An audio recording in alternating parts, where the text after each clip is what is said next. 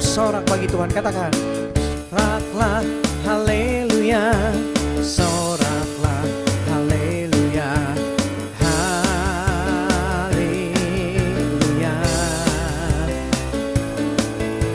Soraklah, haleluya, soraklah, haleluya, haleluya.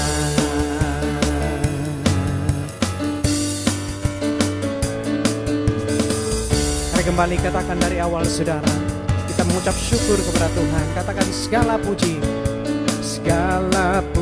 syukur hanya bagimu Tuhan. Sebab Kau yang layak dipuja. Kami mau bersorak, tinggikan nama-Mu. Haleluya. Sorak haleluya, soraklah haleluya, soraklah haleluya, haleluya. Soraklah haleluya, soraklah haleluya, haleluya.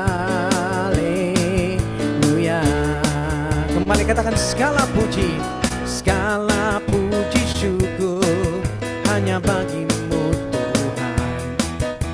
Sebab Kau yang layak dipuja. Kami mau bersorak, tinggikan nama-Mu. Mari Bapak Ibu Saudara katakan, soraklah haleluya, soraklah haleluya, soraklah haleluya, haleluya. Oh, soraklah haleluya, soraklah haleluya, haleluya. Kami mau bersorak bagimu ya Tuhan. Soraklah haleluya, soraklah haleluya, haleluya. Oh, soraklah haleluya, soraklah haleluya, haleluya, haleluya, haleluya.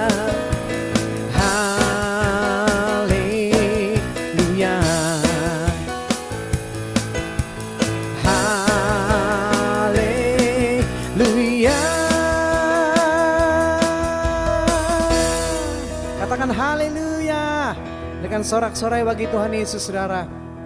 Puji nama Tuhan. Terima kasih Tuhan. Kami akan menyembah-Mu ya Tuhan. Kami persiapkan hati kami malam hari ini ya Tuhan. Terima kasih Tuhan. Kami bersyukur untuk kebaikan-Mu Tuhan. Mari terus bersyukur kepada Tuhan malam hari saudara. Terima kasih Tuhan. Thank you Lord. Thank you Jesus. Kami bersyukur kepada-Mu ya Tuhan. Kau baik Tuhan. Engkau Bapa yang menuntun kami. Terima kasih Tuhan.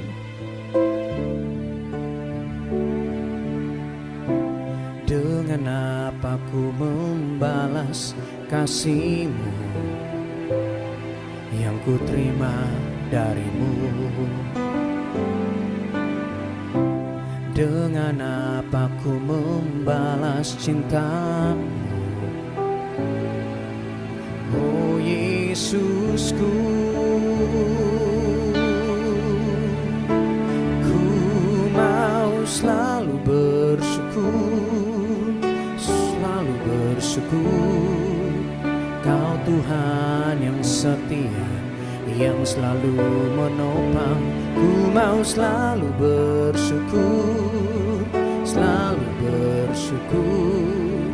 Kau Bapakku yang setia. Mari katakan, dengan apakah, dengan apa ku membalas kasih-Mu yang ku terima darimu. Dengan apa ku membalas cintamu, oh Yesusku, ku mau selalu bersyukur, selalu bersyukur. Kau Tuhan yang setia, yang selalu menopang. Ku mau selalu bersyukur, selalu bersyukur. Kau Bapakku yang mari bersyukur.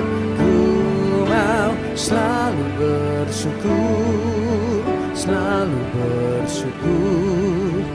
Kau Tuhan yang setia, yang selalu menopang. Ku mau selalu bersyukur, selalu bersyukur. Kau Bapakku yang setia, mari bersyukur. Ku mau selalu bersyukur, selalu bersyukur. Kau Tuhan yang setia, yang selalu menopang. Ku mau selalu bersyukur, selalu bersyukur. Kau Bapakku yang, mari sekali lagi katakan, ku mau selalu bersyukur, selalu bersyukur. Kau Tuhan yang setia, yang selalu menopang. Ku mau selalu bersyukur, selalu bersyukur. Kau Bapakku yang setia, mari bersyukur. Terima kasih ya Tuhan, oh, anugerah-Mu yang tak pernah habis-habisnya, selalu baru bagi setiap kami. Terima kasih Yesus, oh haleluya.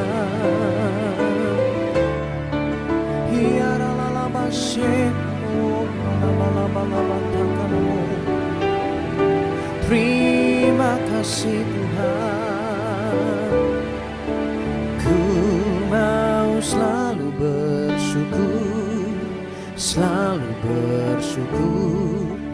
Kau Tuhan yang setia, yang selalu menopang. Ku mau selalu bersyukur, selalu bersyukur. Kau Bapakku yang, mari sekali lagi katakan, ku mau selalu bersyukur, selalu bersyukur. Kau Tuhan yang setia, yang selalu menopang. Ku mau selalu bersyukur, selalu bersyukur. Kau Bapakku yang setia, Kau Bapakku yang setia, Kau Bapakku yang setia. Berikan tepuk tangan buat Tuhan Yesus, saudara. Haleluya, puji nama Tuhan. Saya persilakan bagi yang memimpin malam hari. Terima kasih, kasih Tuhan. Terima kasih Tuhan Yesus, Engkau baik dalam kehidupan kami. Ucap syukur buat kesempatan yang indah yang Engkau berikan pada malam hari ini Bapa, di tempat kami masing-masing, di dalam segala hal kehidupan yang sudah kami lalui sepanjang hari ini. Engkau masih memberikan kami waktu untuk kami berkumpul di webinar ini. Terima kasih Tuhan Yesus, ini bukan suatu kebetulan Bapa, kalau kami boleh ada sampai hari ini. Ucap syukur Bapa buat acara yang sudah dipersiapkan ini Bapa, dari bidang keluarga Bapak PLN Asia. Kami menyerahkan ya Bapak webinar tentang parenting hari ini ke dalam tangan pengasihan-Mu Yesus. Kami melihat begitu pentingnya untuk semua kami Bapak, para orang tua Bapak, untuk semakin diperlengkapi, untuk kami semakin mengerti fungsi dan peran kami sebagai orang tua, sebagai ayah, sebagai ibu ya Bapak dalam rumah tangga, dalam menghadapi anak-anak kami. Karena kami tahu tantangan zaman yang berubah-ubah dan saat ini banyak sekali hal-hal yang membuat mungkin banyak orang tua menjadi khawatir, takut tentang masa depan anak-anak mereka, tentang pergaulan anak-anak mereka. Tapi biarlah hari ini Bapak kami boleh bersatu hati bersama-sama untuk kami mendengarkan, diperlengkapi, untuk kami belajar firman Tuhan. Bagaimana seharusnya kami sebagai anak-anak Tuhan, sebagai orang tua di dalam Tuhan, dalam melakukan tugas dan tanggung jawab kami sebagai orang tua. Tuhan berkati Bapak Pak Antonius Sitompul dan Ibu Anggia Hapsari yang menjadi saluran berkat kami pada malam hari ini. Kami percaya hikmat-Mu akan terus mengalir buat kedua hamba-Mu dan kami semua yang mengikuti Engkau akan berkati. Buka hati kami lebar-lebar Bapak sehingga kami boleh mengerti, boleh juga memahami apa yang diajarkan dan juga dapat melakukannya dalam kehidupan kami sehari-hari. Terima kasih Tuhan Yesus, kami persembahkan waktu ini ke dalam tangan pengasihan-Mu ya Bapa, beracara dari awal, pertengahan, hingga akhir acara ini. Terima kasih Bapa, haleluya, amin. Baik, Bapak Ibu, kita akan masuk ke sesi yang inti, yang pertama, materi pertama, ya, parenting untuk parenting webinar kita malam ini topiknya yaitu tantangan mendidik anak di masa kini. Dan penyampai materi yang pertama adalah Ibu Anggia Hapsari. Dan sebelum saya mempersilahkan beliau, saya akan membacakan biodata beliau terlebih dahulu. Ya, Ibu Anggi lahir di Surabaya 12 Desember 1979. Beliau sudah menikah, ya tentu dengan suami Bapak Antonius Sitompul, yang juga nanti akan menjadi penyampai materi kita yang kedua. Dan Ibu Anggia bekerja dan di berbagai tempat dan berbagai organisasi, ya beberapa yang boleh kita lihat bersama-sama, yaitu psikiatris, Child and Adolescent Consultant di Smart Kid Clinic, kemudian juga di Rumah Sakit Pondok Indah Bintaro dan Rumah Sakit Eka Hospital BSD, dan beliau juga komite dari medik di Rumah Sakit Pondok Indah Bintaro dan sebagai member of Child and Adolescent Psychiatrist Organizing di PDSKJI, kemudian juga sebagai anggota dari PP Wanita Gereja Bethel Indonesia, dan beliau juga lecturer for Pastoral Counseling Master Degree di STT Bethel Jakarta, kemudian lecturer for Pastoral Counseling Master Degree di STT Iman Jakarta, dan beliau juga lecturer for Bethel Bible Bible Biblical Counseling Academy atau BBCA Jakarta, dan beliau juga konsultan di Dini ID dan konsultan di Patmos Inclusive School. Dan beberapa academic qualification beliau adalah Medical Doctor Faculty of Medicine Atmajaya University, ya. Kemudian juga beliau me, di, uh, melanjutkan pendidikannya di Universitas Indonesia sebagai psikiatris Department of Psychiater, dan juga subspesial beliau in Child and Adolescent Psychiatrist Division Child and Adolescent. Dan beberapa perkenalan beliau mungkin tidak bisa saya sebut semuanya, tapi cukup banyak. Dan kita akan mendengar penyampaian materi malam hari ini.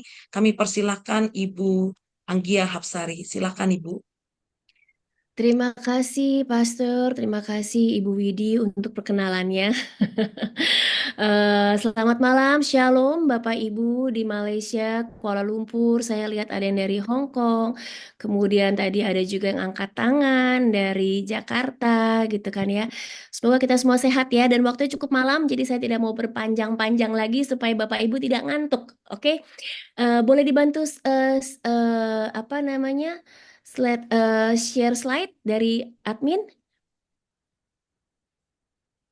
Oke, jadi tantangan parenting di era digital ini tuh seperti apa sih? Sudah pasti berbeda dengan waktu kita menjadi anak kecil ataupun mungkin kita masa remaja ataupun mungkin kita mendidik anak itu sebelum pandemik. Jadi tingkat penggunaan gadget di pasca pandemik ini sangat meningkat pesat. Next slide. Di mana sehingga para orang tua ini, next slide, perlu menerapkan pola asuh yang tepat untuk menghindari kecanduan screen time atau gadget pada anak. Dan orang tua ini perlu berkomitmen untuk melindungi anak tanpa menghalangi potensi mereka. Nah, coba kita lihat deh hasil penelitian. Nah, kalau di sini kita melihat hasil penelitian ini dari penggunaan internet pada anak di atas usia 5 tahun itu ternyata sangat besar penggunaan media sosial dibanding untuk belajar. Tapi seringkali anak-anak itu mengatasnamakan aku harus mengerjakan tugas sekolah gitu kan ya. Aku harus mengerjakan PR, project. Nah, padahal sebenarnya PR dan project itu hanya 33% daripada jumlah waktu yang mereka gunakan untuk mendapatkan akses ke media sosial apa which is itu Instagram, TikTok, WhatsApp ataupun YouTube dan Snap dan Snapchat dan lain sebagainya. Dan mereka juga sering browsing untuk mendapatkan informasi ataupun mereka mungkin watching Netflix, Disney, dan lain-lainnya itu sebesar 63,08%. Nah, kita coba lihat deh next slide dampak berikutnya gimana. Ternyata penggunaan gadget ini pada anak ini dapat ada dampak positif dan negatifnya loh. Jadi nggak semua ternyata dampak gadget itu buruk. Dia dalam penelitian itu ditemukan juga dampak positifnya. Dampak positifnya itu seperti apa sih? Dampak positifnya itu ternyata gadget itu dari penelitian bisa menambah pengetahuan. Bahkan dia bisa mempermudah komunikasi dan melatih kreativitas anak. Dia juga membantu perkembangan anak itu lebih bisa adaptif dan dapat mempersingkat waktu dan jarak ataupun sebagai alat hiburan. Nah, tapi ternyata tidak hanya itu saja, penggunaan gadget itu juga bisa berdampak negatif. Nah, kebebasan penggunaan gadget pada anak itu bisa berdampak negatif pada kehidupan sosial anak tersebut. Jadi anak itu akan menarik diri. Anak itu akan tidak suka bergaul dengan teman yang lain. Dia akan sulit mengikuti interaksi dengan teman-teman lain karena dia terbiasa mainnya dengan komputer ataupun dengan teman-teman online yang mungkin konfliknya akan lebih less atau lebih sedikit. Nah, kemudian anak-anak tersebut akan bisa berdampak kepada masalah kesehatan. Apakah mereka ada masalah eating disorder ataupun mereka mungkin ada masalah tidur, kemudian berdampak kepada kemampuan visual mereka atau melihat mereka. Mereka bisa menjadi mempunyai mata yang minusnya mungkin tinggi dan lain sebagainya. Dan pada anak-anak di usia di bawah 5 tahun yang dikhawatirkan adalah mengganggu perkembangan mereka termasuk keterlambatan bicara dan skill kognitif pada anak. Dan hal-hal tersebut sudah pasti akan mengganggu tumbuh kembang mereka pada jangka panjang. Nah, kita coba lihat lagi deh. Secara khusus, apa sih pengaruh gadget itu pada kesehatan mental? Jadi pengaruh kesehatan mental itu, gadget pada kesehatan mental itu sangat besar. Akan terjadi namanya cyberbullying. Kalau mungkin Bapak Ibu belum pernah dengar apa itu cyberbullying, cyberbullying itu adalah perundungan atau bully yang terjadi secara dunia maya ataupun online. Jadi mereka ketika main game atau ketika mereka dalam bergabung dalam suatu komunitas online, mereka akan mengalami perundungan atau mungkin mereka dibully atau mereka diejek ataupun dilecehkan. Bisa itu sexual assault, physical assault ataupun lain sebagainya. Ataupun anak tersebut lama-lama tidak kita sadari mereka bisa mengalami namanya adiksi game, internet, sosial media, ataupun bahkan impulsive buying ataupun online shopping.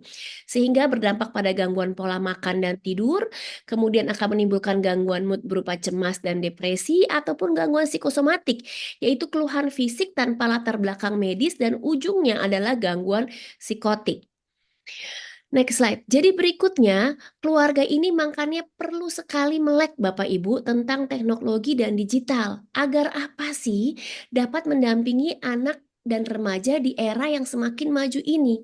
Salah satu prinsipnya adalah dengan menjaga keseimbangan yang berkaitan dengan pendampingan psikologis. Coba kita lihat dulu yuk batasannya yuk. Kita lihat yuk batasannya. Jadi pengenalan gadget ini berdasarkan usia sebenarnya usia 0 sampai 2 tahun ini dia tidak dikenalkan pada gadget. Jadi kapan sih usia yang boleh diperkenalkan pada gadget? Diusahakan itu adalah seminimal mungkin baru mulai usia 2 tahun. Usia 2 tahun pun hanya digunakan misalkan 30 menit untuk video call dengan didampingi orang dewasa. Tidak untuk bermain game dengan tujuan yang jangka panjang atau mereka asik sendiri. Mungkin orang tua sering lengah. Oh, anaknya anteng kok, anaknya bisa diem kok, anaknya nggak komplain ketika kita kasih screen time. Sehingga seringkali ketika hidup mungkin di luar negeri tanpa ada yang membantu, jadi mungkin meringankan orang tua karena anaknya tidak mengganggu. Tapi ternyata itu adalah bahaya yang tidak diwaspadai oleh orang tua. Kemudian usia 4 sampai 7 tahun, anak boleh mulai diberikan kesempatan untuk bereksplorasi tapi tetap dengan pendampingan orang tua. Nah, kita coba lihat lagi next slide. Rekomendasi waktu penggunaan gadget itu berapa lama sih? Jadi rekomendasi waktu penggunaan gadget itu adalah pada bayi memang seminimal mungkin. Kalau bisa tidak ada. Jadi jangan sampai kecolongan pada biasanya pada bayi usia empasi pengganti makanan ini, pengganti ASI, itu biasanya kan mulai usia 6 bulan. Nah, seringkali supaya mudah makan diberikan screen time. Nah, ini bahaya, sudah pasti akan mengganggu tumbuh kembang berikutnya. Nah, pada balita usia 18-24 bulan disarankan minimal hanya 30 menit, itu pun hanya untuk video call dengan didampingi orang dewasa. Dan kemudian anak usia 25 tahun maksimal 1 jam. Jika mereka menggunakan tontonan, 1 kali penggunaan itu maksimal. Dan mungkin di weekend bisa maksimal 3 jam. Tapi diusahakan kita menggunakan yang minimal. Kemudian pada anak-anak dan remaja, ternyata ketika mereka di waktu sekolah, itu maksimal hanya boleh 2 jam. Apalagi kalau mereka ada gangguan belajar. Sudah pasti waktunya dibatasi. Ketika nanti mereka di weekdays, mungkin mereka bisa menggunakan waktu lebih lama lagi 3 sampai 4 jam dengan waktu yang terbagi. Nah, ketika remaja dan dewasa itu pun ada maksimalnya yaitu 2 sampai 4 jam. Nah, kita coba lihat deh prinsip pengasuhannya tuh jadinya bagaimana. Prinsip pengasuhannya itu adalah berarti para orang tua ini perlu mengerti bagaimana caranya meningkatkan kualitas interaksi antara anak dengan orang tua. Jadi nggak hanya cuma sekedar kita punya waktu banyak dengan anak, tapi kita nggak punya kualitas yang baik. Sebaliknya juga sama, kita jangan hanya mementingkan kualitas, tapi kita tidak punya waktu yang banyak untuk anak. Yang kedua lagi adalah kita harus mengoptimalkan tumbuh kembang anak. Dan kita juga harus waspada apabila ada perilaku-perilaku yang menyimpang.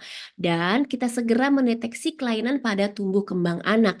Apakah itu pada anak sejak dini ataupun pada anak remaja. Apakah mereka kemudian ada gangguan sosial interaksi, depresi, dan lain sebagainya. Nah, kemudian pengasuhan digital parenting itu seperti apa sih?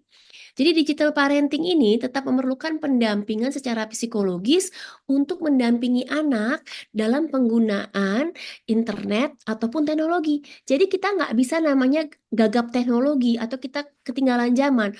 Orang tua harus cari tahu. Kalau perlu kita bisa mengontrol melalui handphone kita atau gadget kita untuk penggunaan screen time pada anak kita. Bahkan sekarang itu yang canggih bisa ada namanya auto lock. Jadi kalau anak sudah lewat batas pemakaian di handphone mereka, kita bisa di perangkat mereka ataupun di laptop mereka, kita bisa mematikan dari handphone kita ketika timingnya sudah habis. Nah, dalam hal digital parenting ini, siapa sajakah yang perlu berperan? Ternyata ini merupakan tanggung jawab seluruh anggota keluarga, bukan hanya ibu saja atau mbak saja ataupun pengasuh ataupun guru di sekolah. Ternyata ini merupakan tanggung jawab seluruh anggota keluarga. Apakah itu kakek, nenek, tante, om, ayah, ibu yang tinggal di rumah berserta dengan para pengasuh yang satu rumah tersebut. Jadi dibutuhkan kesadaran keluarga untuk belajar bersama-sama.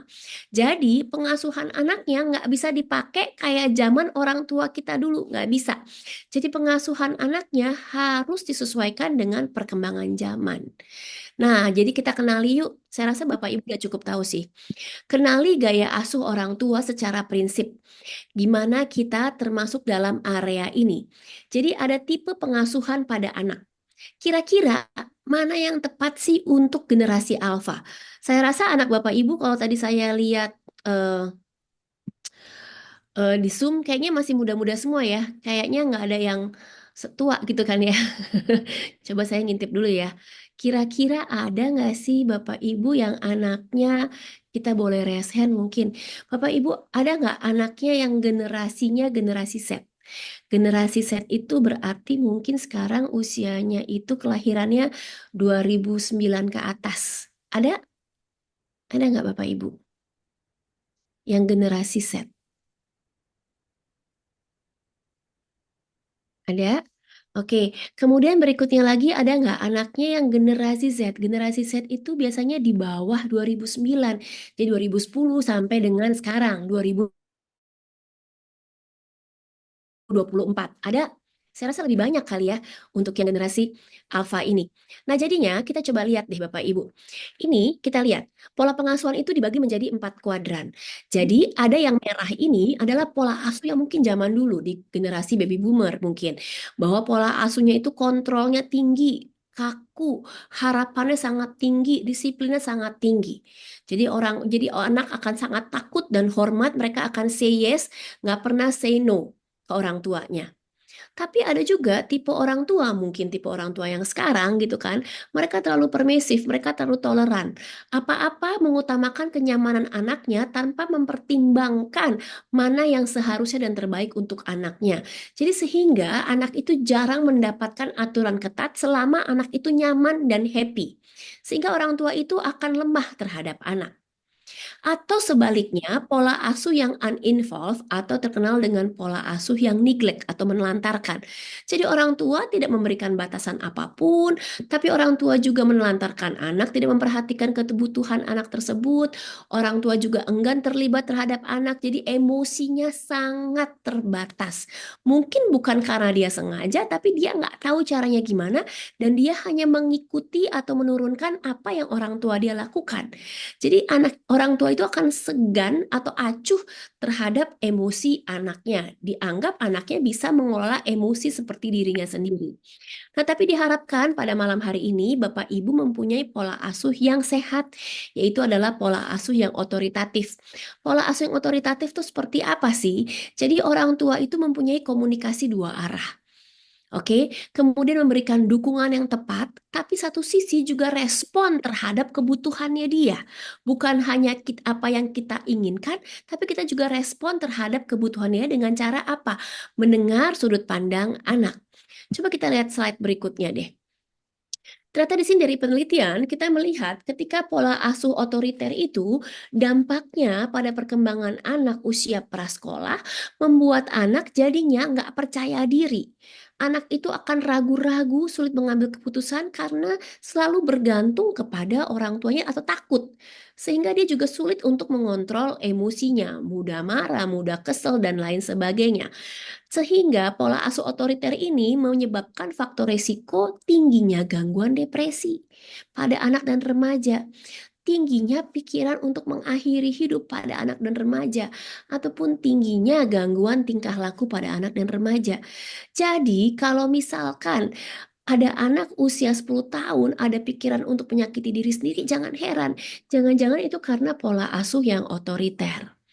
Nah, ternyata sebaliknya pola asuh, next slide yang lebih sehat lagi, itu adalah pola asuh yang otoritatif. Pola asuh yang otoritatif itu seperti apa sih? Pola asuh yang otoritatif ini ternyata ini berhubungan dengan, sorry,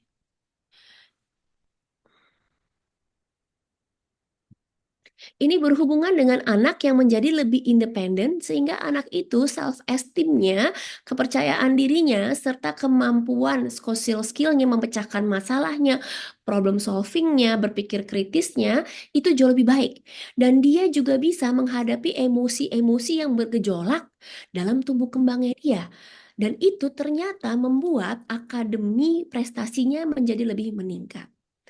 Nah, coba kita lihat slide berikutnya. Nah, jadi sebenarnya kita harus paham sebagai orang tua atau mungkin pendidik, ada guru mungkin di sini ataupun konselor, bahwa masalah tumbuh kembang anak itu tidak ada faktor tunggal yang mempengaruhi. Jadi tumbuh kembang anak itu dipengaruhi oleh berbagai macam hal. Next slide. Kita coba lihat di sini bahwa ternyata ketika orang tua menerapkan pola asuh yang positif parenting, ini ternyata secara tidak langsung berpengaruh loh pada area brain mereka atau otak mereka. Jadi di brain ini kan banyak sekali area.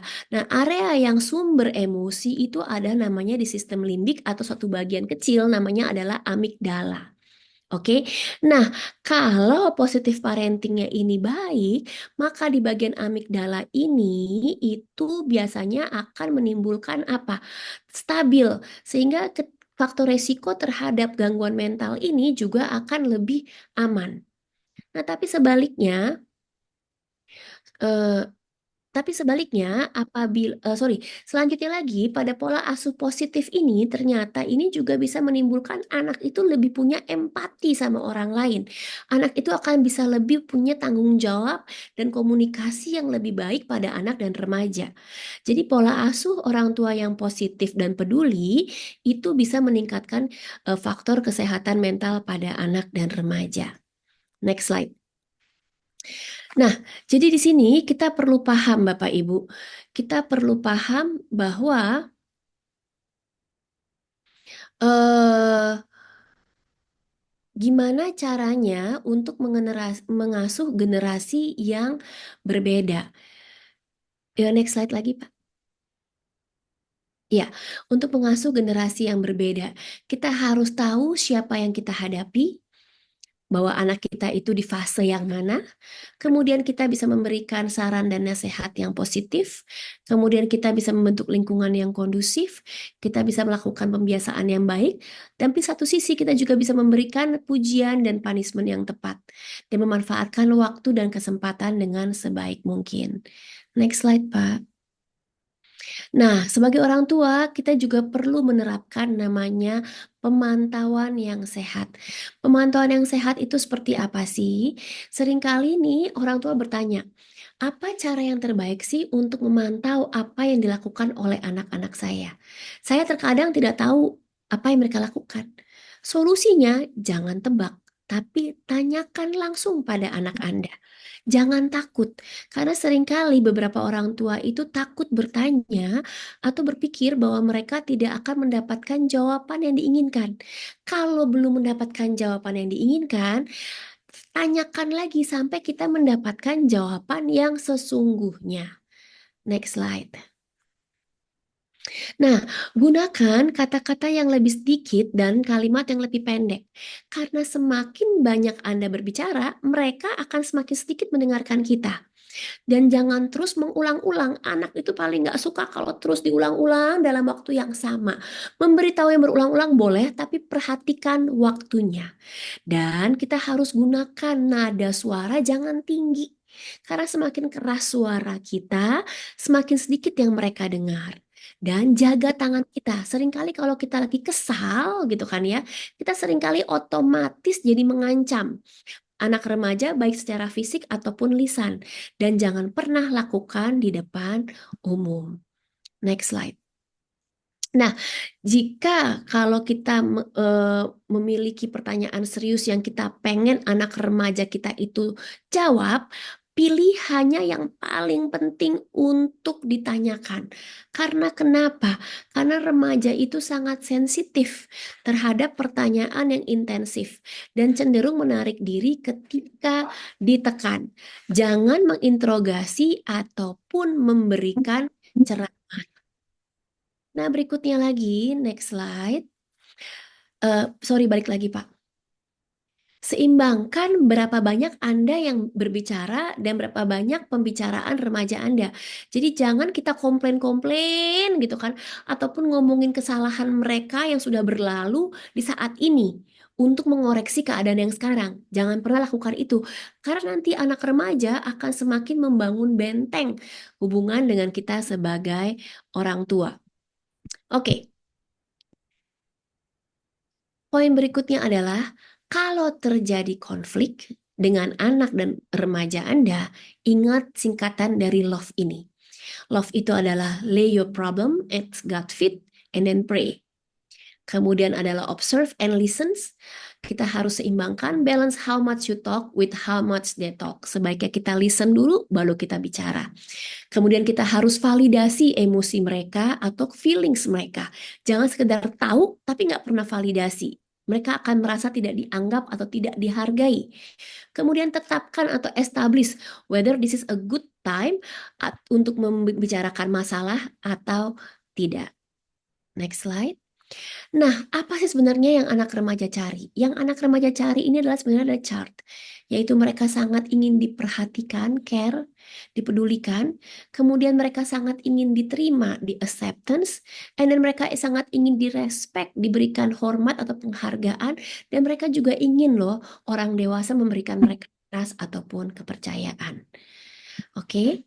Sebagai penutup, jika Bapak Ibu merasa ada something wrong nih dengan anak Anda ataupun remaja Anda, apabila mereka misalkan mengalami gangguan perkembangan ataupun emosi mereka mungkin terganggu, jangan merasa malu. Segera datang ke profesional yang tepat. Oke, walaupun pada dasarnya mungkin perkembangan anak ataupun cara adaptasi anak mungkin berbeda dan perlu waktu, tapi tidak perlu khawatir, semua akan ada solusinya. Sekian dari saya, nanti akan dilanjutkan oleh Bapak Anton. Silakan. Saya kembalikan. Baik, terima kasih Ibu Anggi, luar biasa. Baik, Bapak Ibu, kita masuk ke sesi Q&A. Ya, jika ada Bapak Ibu, teman-teman semua yang ingin mengajukan pertanyaan, dipersilahkan boleh secara langsung menyatakan pertanyaannya. Silakan Bapak Ibu. Mungkin ada pertanyaan atau hal-hal yang ingin diperdalam.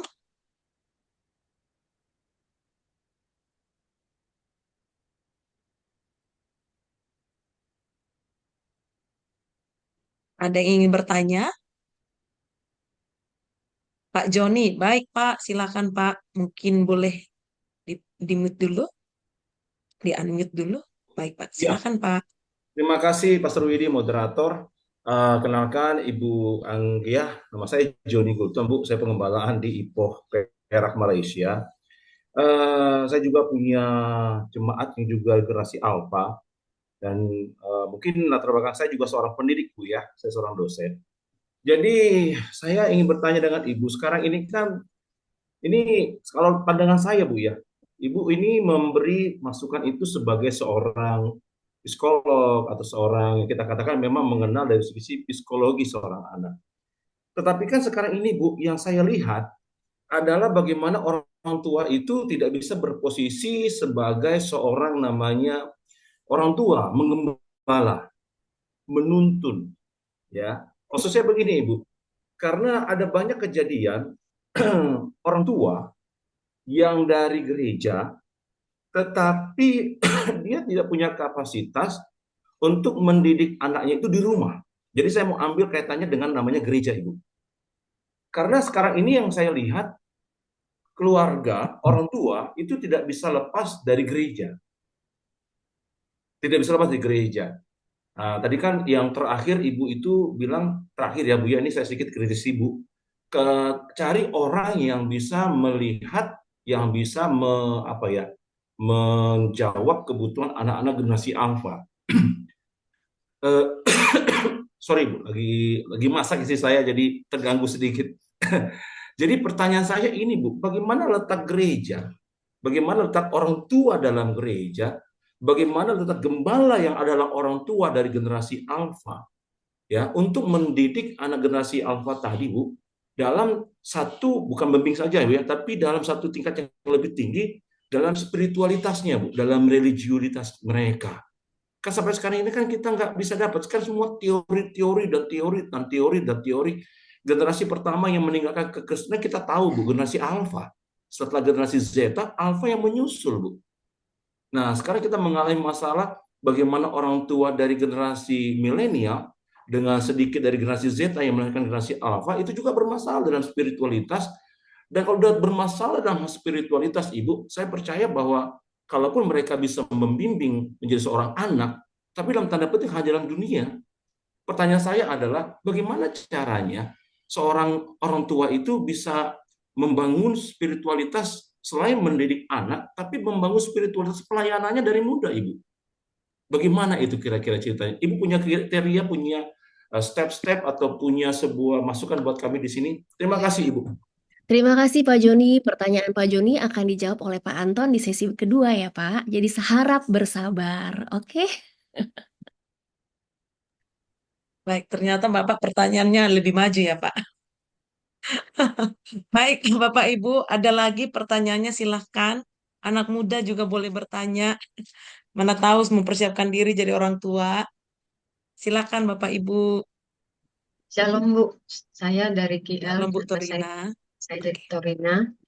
Saya ingin bertanya, gimana cara orang tua apabila anak tersebut mungkin sudah terlanjur terikat dengan gadget dan usianya masih belia, nggak sesuai dengan umurnya gitu kan. Kebanyakan sekarang seperti itu terjadi kan. Akibat pertama diberi 30 menit, tapi lama-lama keterusan jadi 1 jam, 2 jam, tapi umurnya nggak sesuai gitu. Dan orang tua susah untuk melepaskannya karena kalau tanpa itu anaknya menangis, ribut. Jadi orang tua dikasih lagi gitu. Bahkan jadi waktunya untuk digaji itu lebih lama. Jadi bagaimana cara menghentikannya atau memperbaikinya? Karena banyak orang tua saya lihat hampir gagal di situ ya. Udah terlanjur ya udah lanjutkan gitu. Nah, itu gimana caranya, Bu? Jadi caranya jadi orang tua harus mau repot, Ibu. Nggak bisa jadi orang tua nggak repot. Jadi orang tua yang repot adalah orang tua yang mampu menghadapi konflik emosi dengan anaknya. Oke, jadinya ya tadi itu ketika anak nangis ya kita bisa mengatasi. Jangan ketika anak nangis, yaudah deh supaya anaknya diem kita juga tenang, ya udah kita kasih terus, kitanya enak nih. Nah, tapi kita lalai nih ternyata kita malah menjerumuskan anak tersebut hanya untuk supaya kita punya waktu mungkin mengerjakan hal-hal lain lebih banyak. Nah, jadi pada prinsipnya ketika menjadi orang tua itu harus mau repot, harus mau susah, harus mau ribet dan harus mau belajar gitu. Jadi kita harus mau belajar, jadi tidak bergantung pada orang lain. Oh ya, saya bergantung pada misalkan tadi yang seperti Pak Joni bilang, bergantung pada guru sekolah minggunya, nanti guru sekolah minggu yang suruh marahin. Ini kan nggak lucu ya. Guru sekolahnya yang suruh marahin, kakak pembinanya di YUT suruh marahin, enggak. Jadi orang tua yang harus punya otoritas, bukan otoriter ya, terhadap anak-anaknya. Seperti itu sih. Ya. Ibu Torina, apakah cukup? Cukup ya, Bu. Baik, ada lagi, silahkan. Di chat, silahkan Pak Willy. Mungkin mau langsung tanya, boleh Pak Willy? Di chat, Baik, soalnya saya mau tanya. Oke, silahkan. baik, terima kasih Pak Suridi. Terima kasih Dokter Anggia. Saya kebetulan punya anak dua nih dok. Kebetulan ini saya mau tanya karena ada delay untuk percakapan atau berbicara. Nah karena di situasinya adalah kalau kami ngomong sama anak tuh pakai bahasa Indonesia. Kalau anak terus dia kalau nonton pakai digital pakainya bahasa Inggris. Nah lingkungannya pakai bahasa lokal. Jadi ada 3 bahasa. Apakah itu berpengaruh dalam delay untuk dia berkomunikasi atau seperti apa tuh dok untuk kita menanganinya? Itu aja pertanyaan saya dok. Usia berapa Pak Willy anaknya? Sekarang sudah 3 tahun dok. Oke, nah jadi saran saya sih screen time-nya di stop dulu ya Pak. Sampai berapa lama sih? Sampai kurang lebih minimal 3 bulan ke depan. Jadi yang untuk bahasa Inggris itu kita bisa minimalisasi Pak. Oke, dan jadi utamakan penggunaan bahasa yang Bapak kuasai. Misalkan Bapak menguasai bahasa Indonesia, jadi pergunakan bahasa Indonesia. Udah sekolah belum Pak? Belum saya masukkan Bu, karena dia belum lancar untuk berbahasa. Nah, apalagi belum sekolah, jadi kan pemaparannya saya rasa belum banyak dengan orang lain ya Pak ya. Jadi hanya dengan keluarga terdekat, ataupun orang gereja, ataupun screen time. Nah, jadi pemaparan screen time-nya kita stop dulu ya Pak, sampai 3 bulan ke depan. Perbanyak permainan interaksi 2 arah yang menggunakan satu bahasa dulu Pak. Oke, dan pastikan bahwa anak Bapak tersebut ketika bermain natap mata Bapak. Jadi jangan dia nggak dikasih gadget tapi nggak dikasih stimulasi-stimulasi yang lainnya. Dia pasti akan gelisah, akan bingung. Gitu sih, Pak. Oke Bu, terima kasih banyak dokter. Baik, ada lagi. Pak Markus sampai jam berapa ya? Ini masih seru nih kalau dilanjutkan. Pukul 9.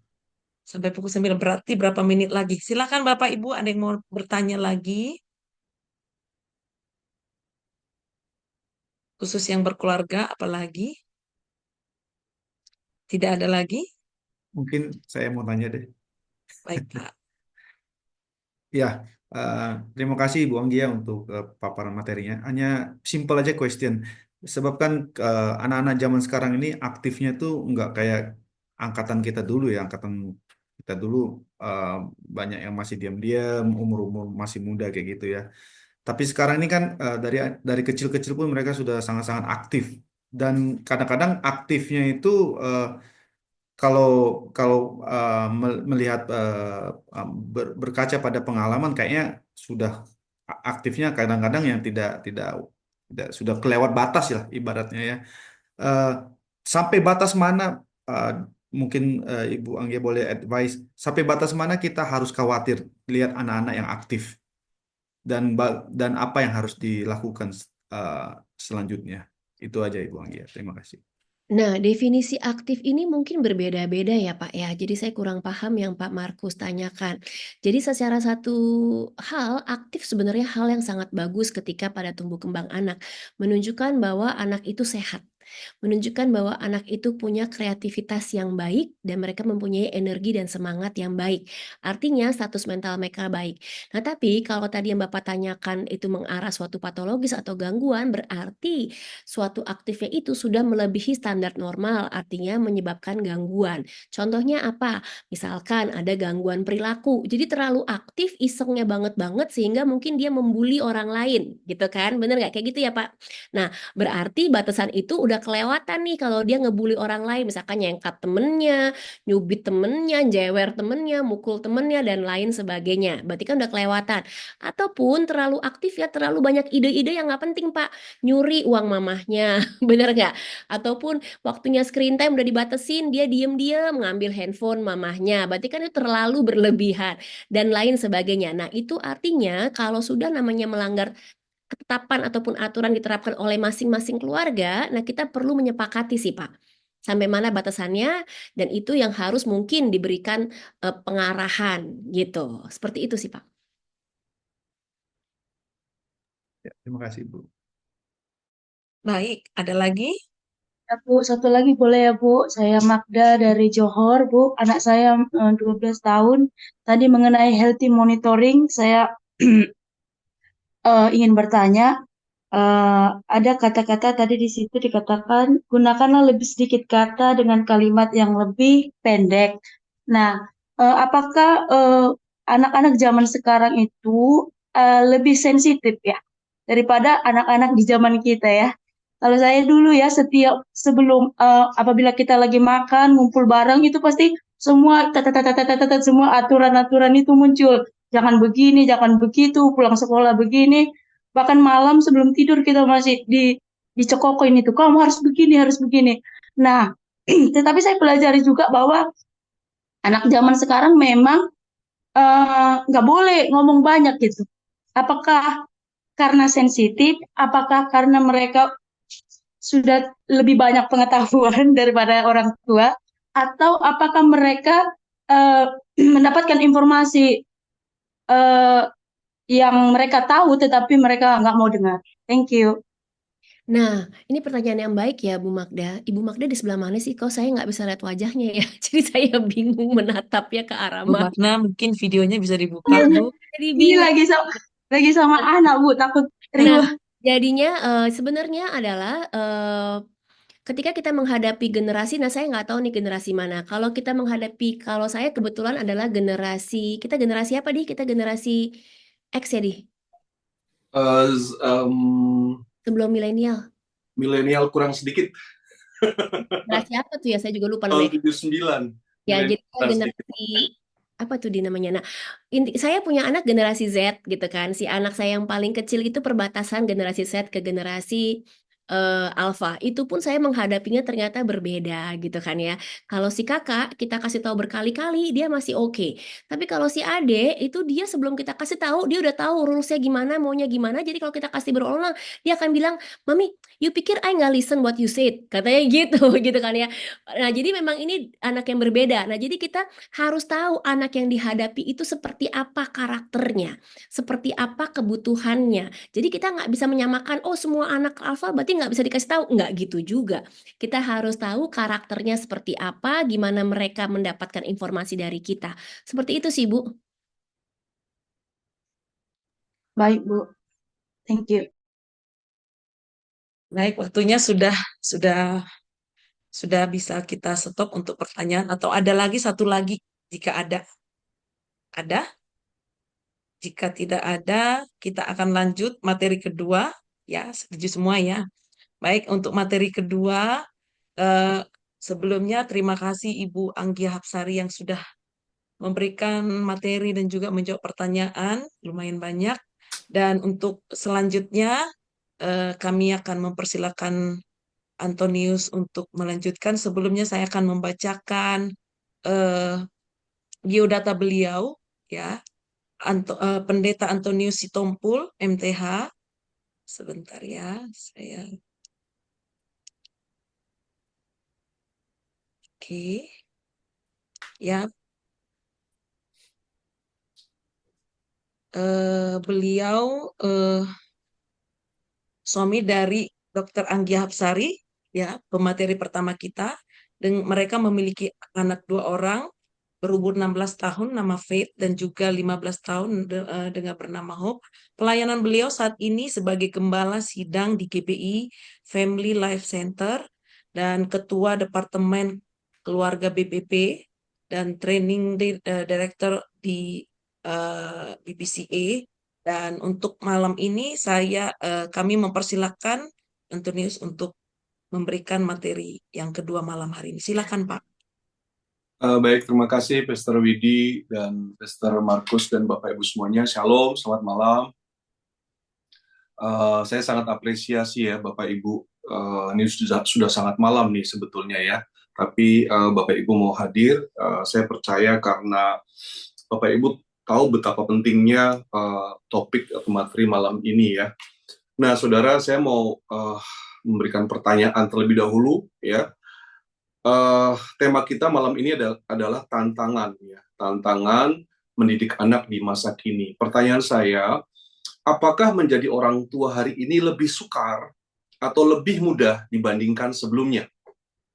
Apakah menjadi orang tua hari ini lebih sukar atau lebih mudah dibandingkan sebelumnya?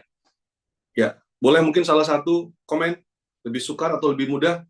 Atau Pak Markus deh biar cepet.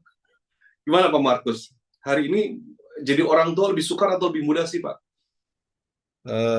Ya karena sebelumnya belum jadi orang tua, tapi melihat dari orang tua saya ya, kalau lihat dari pengalaman, ya orang tua saya dulu juga strict ya, tapi kita itu nurut-nurut aja gitu loh.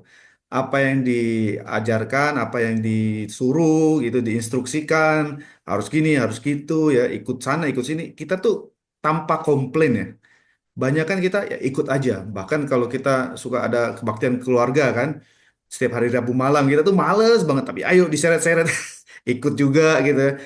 Jadi kayaknya eh, apa namanya eh, eh, eh, apa namanya tidak terlalu banyak kompleks ya untuk ngurusin anak. Kelihatannya orang tua zaman dulu ya, anak-anaknya kayaknya baik-baik ya. Baik, oke, Ya, berarti jawaban baik. Pak Markus jadi orang tua hari ini tuh lebih sukar ya, lebih sukar. Baik, kita lihat Alkitab ya. Nah, saya akan bacakan saja di dalam 2 Timotius 3 ayat 1 sampai 17 ya. 2 Timotius 3 ayat 1 dikatakan, ketahuilah bahwa pada hari-hari terakhir akan datang masa yang sukar. Nah, jadi masa ini masa yang sukar. Ya, tentunya kalau di masa yang sukar ini menjadi orang tua jelas sukar, ya. Lebih sukar lagi, saya percaya dibandingkan masa-masa sebelumnya. Ayat kedua dikatakan, manusia akan mencintai dirinya sendiri. Ya, manusia akan mencintai dirinya sendiri. Self.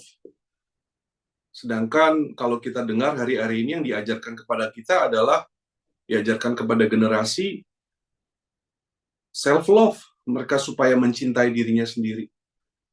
Look inside yourself. Ya, jadi self itu diajarkan sebagai kunci penanganan masalah.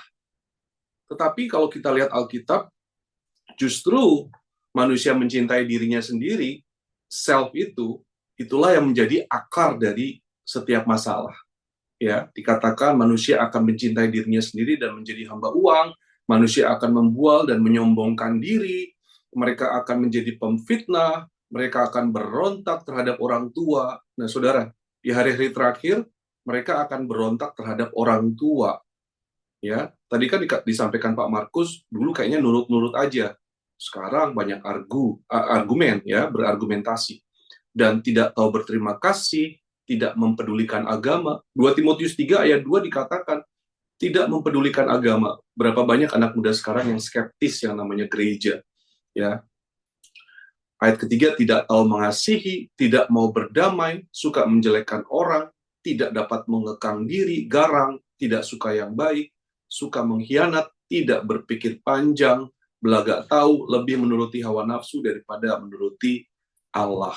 Nah, saudara, jelas Alkitab mengatakan ini memang masa yang sukar. Menjadi orang tua memang penuh tantangan di hari-hari ini. Nah, saudara, saya akan bacakan sekilas saja ya.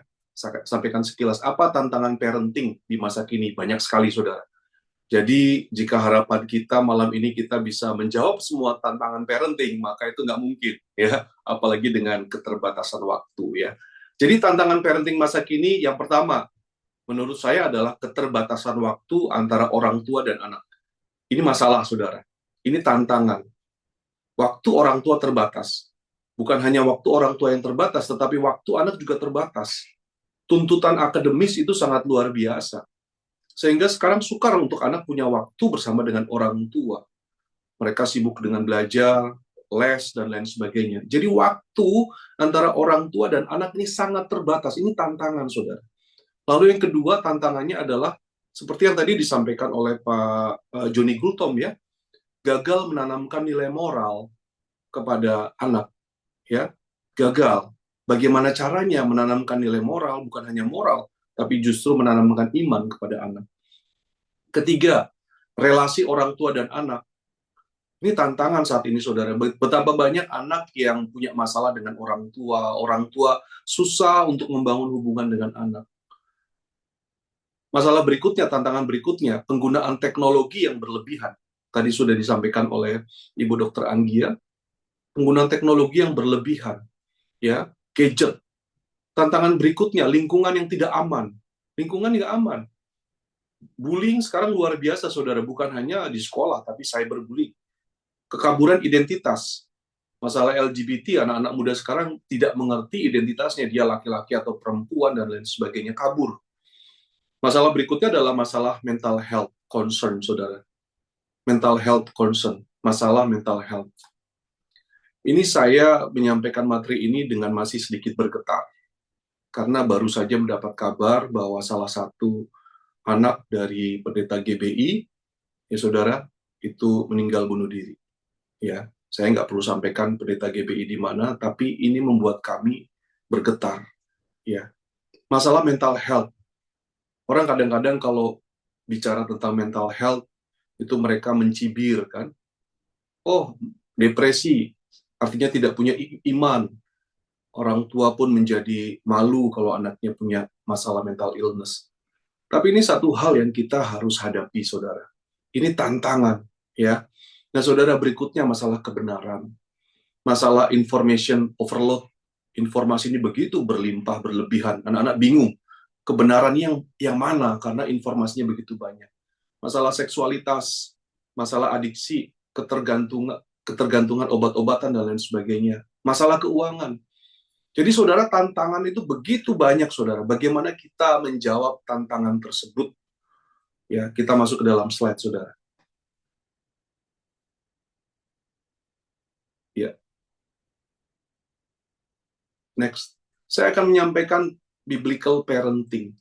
Saudara, kita harus menyadari bahwasanya di tengah tantangan yang begitu besar itu, kita para orang tua harus sadar, ya, bahwa anak adalah berkat dari Tuhan.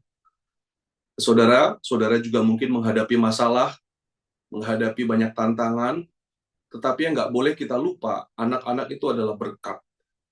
Ya, anak bukan salib kita, bukan. Anak itu berkat. Kita menghadapi tantangan parenting karena kita sudah diberkati Tuhan lewat anak kita. Saudara, di dalam Mazmur 127 ayat 3 sampai 5 disebutkan, sesungguhnya, ya, ini sesungguhnya ini menyadarkan kita yang saat ini dipenuhi dengan tantangan yang begitu luar biasa. Sesungguhnya kita harus sadar, apa itu sesungguhnya? Bahwa anak-anak laki-laki, anak-anak lelaki, dan juga anak-anak perempuan adalah milik pusaka daripada Tuhan. Dan buah kandungan adalah suatu upah. Sesungguhnya anak-anak kita itu milik pusaka dari Tuhan, saudara. Ya, dan jika kita memiliki anak itu suatu upah. Ayat keempat, seperti anak-anak panah di tangan pahlawan, demikianlah anak-anak pada masa muda mereka. Berbahagialah orang yang telah membuat penuh tabung panahnya. Dengan semuanya itu, ia tidak akan mendapat malu apabila ia berbicara dengan musuh-musuh di pintu gerbang. Saudara, anak itu berkat. Memang kita menghadapi tantangan, tetapi kita harus dengan sungguh-sungguh, saudara, kita mempersiapkan anak-anak kita membentuk anak-anak kita, dan kita berdasarkan firman Tuhan, kita tidak akan mendapat malu, ya, jika kita membentuk anak-anak kita. Tapi saudara, pertama yang harus kita sadari bahwa anak itu adalah berkat. Yuk katakan bersama-sama, saudara, di manapun saudara berada, anak-anakku adalah berkat dari Tuhan. Amin. Anak-anakku adalah berkat dari Tuhan. Ini yang pertama kali harus kita sadari. Berikutnya, ya, saudara, di dalam menghadapi tantangan tersebut, kita harus memiliki motivasi yang benar dalam mengasuh anak. Ya, motivasi yang benar di dalam mengasuh anak, di dalam parenting. Apakah kita mengasuh anak itu untuk menyenangkan Tuhan atau menyenangkan diri sendiri? Saya ulang sekali lagi, apakah motivasi kita, anak-anak kita itu kita asuh, kita didik, kita disiplinkan, kita bina, apakah itu untuk menyenangkan Tuhan atau menyenangkan diri sendiri? Ada orang tua yang tanpa dia sadari, dia ingin anaknya baik, saudara, anaknya berperilaku baik, anaknya tidak membuat masalah, itu sesungguhnya untuk menyenangkan dirinya sendiri. Dalam arti apa? Dia mau supaya dia nyaman. Karena kalau anak itu bermasalah, kalau anak itu misalkan perilakunya tidak baik, itu mengganggu kenyamanan dia, itu mengurangi kebahagiaan dia. Jadi dia berusaha sebaik mungkin supaya apa? Supaya dia merasa nyaman, supaya dia merasa bahagia, supaya dia merasa tidak repot, saudara. Ya. Nah, ini sesungguhnya motivasi yang salah di dalam mengasuh anak. Kita mengasuh anak itu, saudara, bukan untuk supaya kita tidak ada masalah. Kita mengasuh anak itu supaya kita menyenangkan Tuhan. Kita melakukan parenting, mendidik anak itu supaya untuk menyenangkan Tuhan. Karena anak kan tadi dikatakan milik pusakanya Tuhan. Jadi saudara, pola asuh kita pun harus didasarkan pada kemuliaan Tuhan, bukan pada kebahagiaan pribadi kita. Ingat saudara, untuk kemuliaan Tuhan. Kalaupun saudara menghadapi masalah, tentunya kita harus menyadari kalau masalah itu membawa kemuliaan Tuhan, ya kita harus bersyukur atas itu semua. Sama seperti Paulus katakan, bahwa dia bermegah dalam kelemahan-kelemahan dia, justru di dalam kelemahan dia, ya kemuliaan Allah dinyatakan, dia mengalami kekuatan dari Tuhan.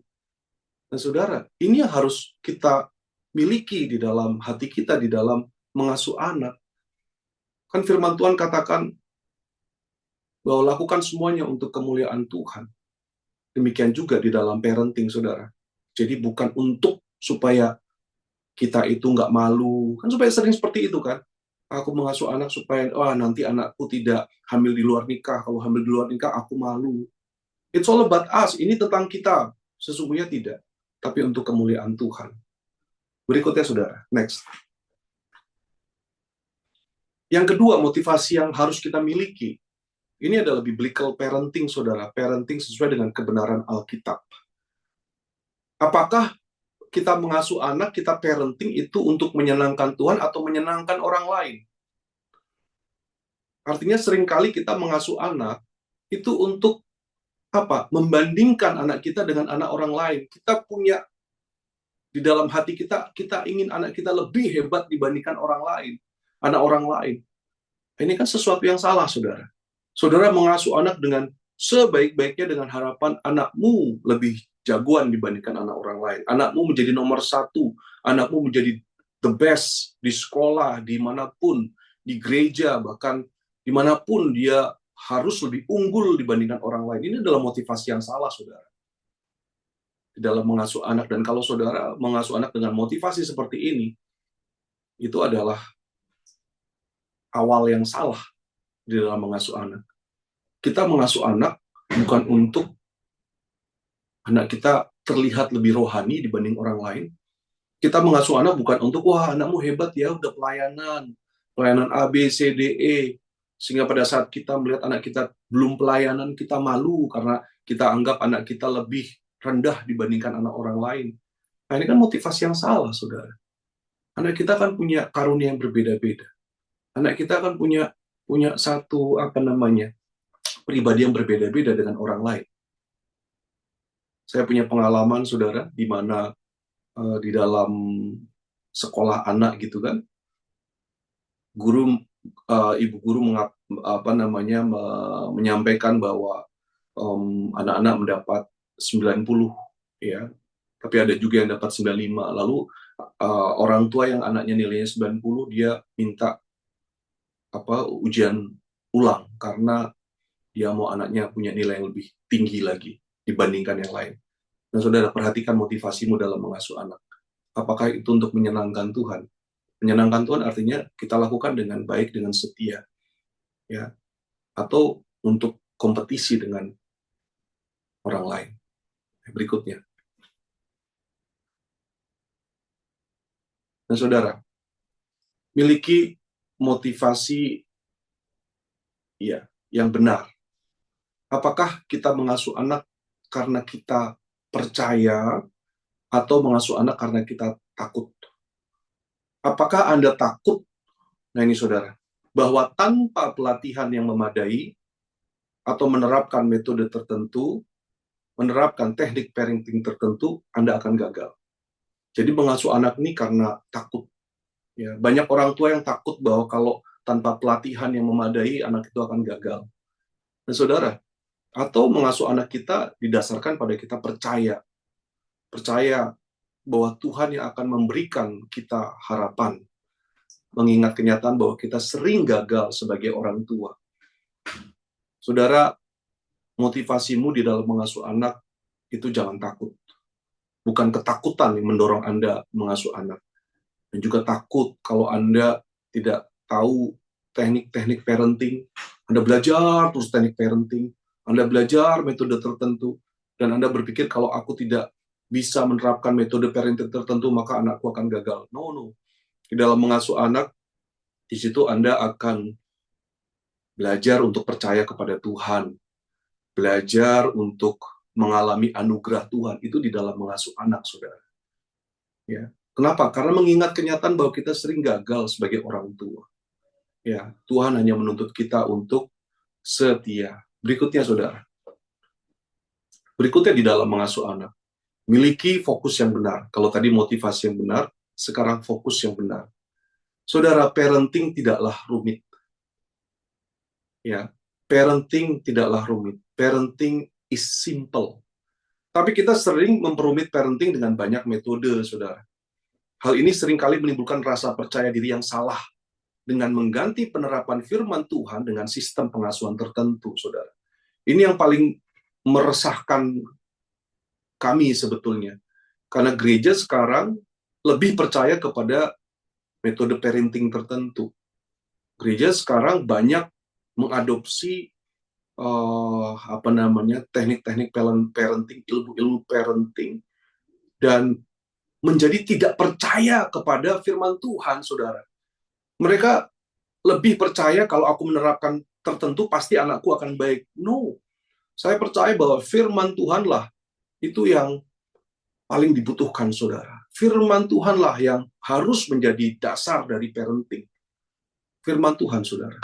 Sehingga parenting itu tidaklah rumit. Bagaimana saudara menerapkan firman Tuhan di dalam mengasuh anak?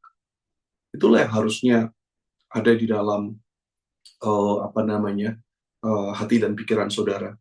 Oh, apakah kita kalau gitu nggak perlu belajar, Pak, dari psikologi dan lain sebagainya? Oh, harus belajar, saudara, belajar. Tapi kita tahu bahwa yang menentukan itu firman, ya, firman, bukan sistem pengasuhan tertentu. Saudara, kalau saudara semakin banyak belajar parenting teknik, how to tips-tips parenting, saudara, saya pastikan semakin bingung. Pasti semakin bingung. Karena saya mau katakan hari-hari ini banyak orang jualan, saudara.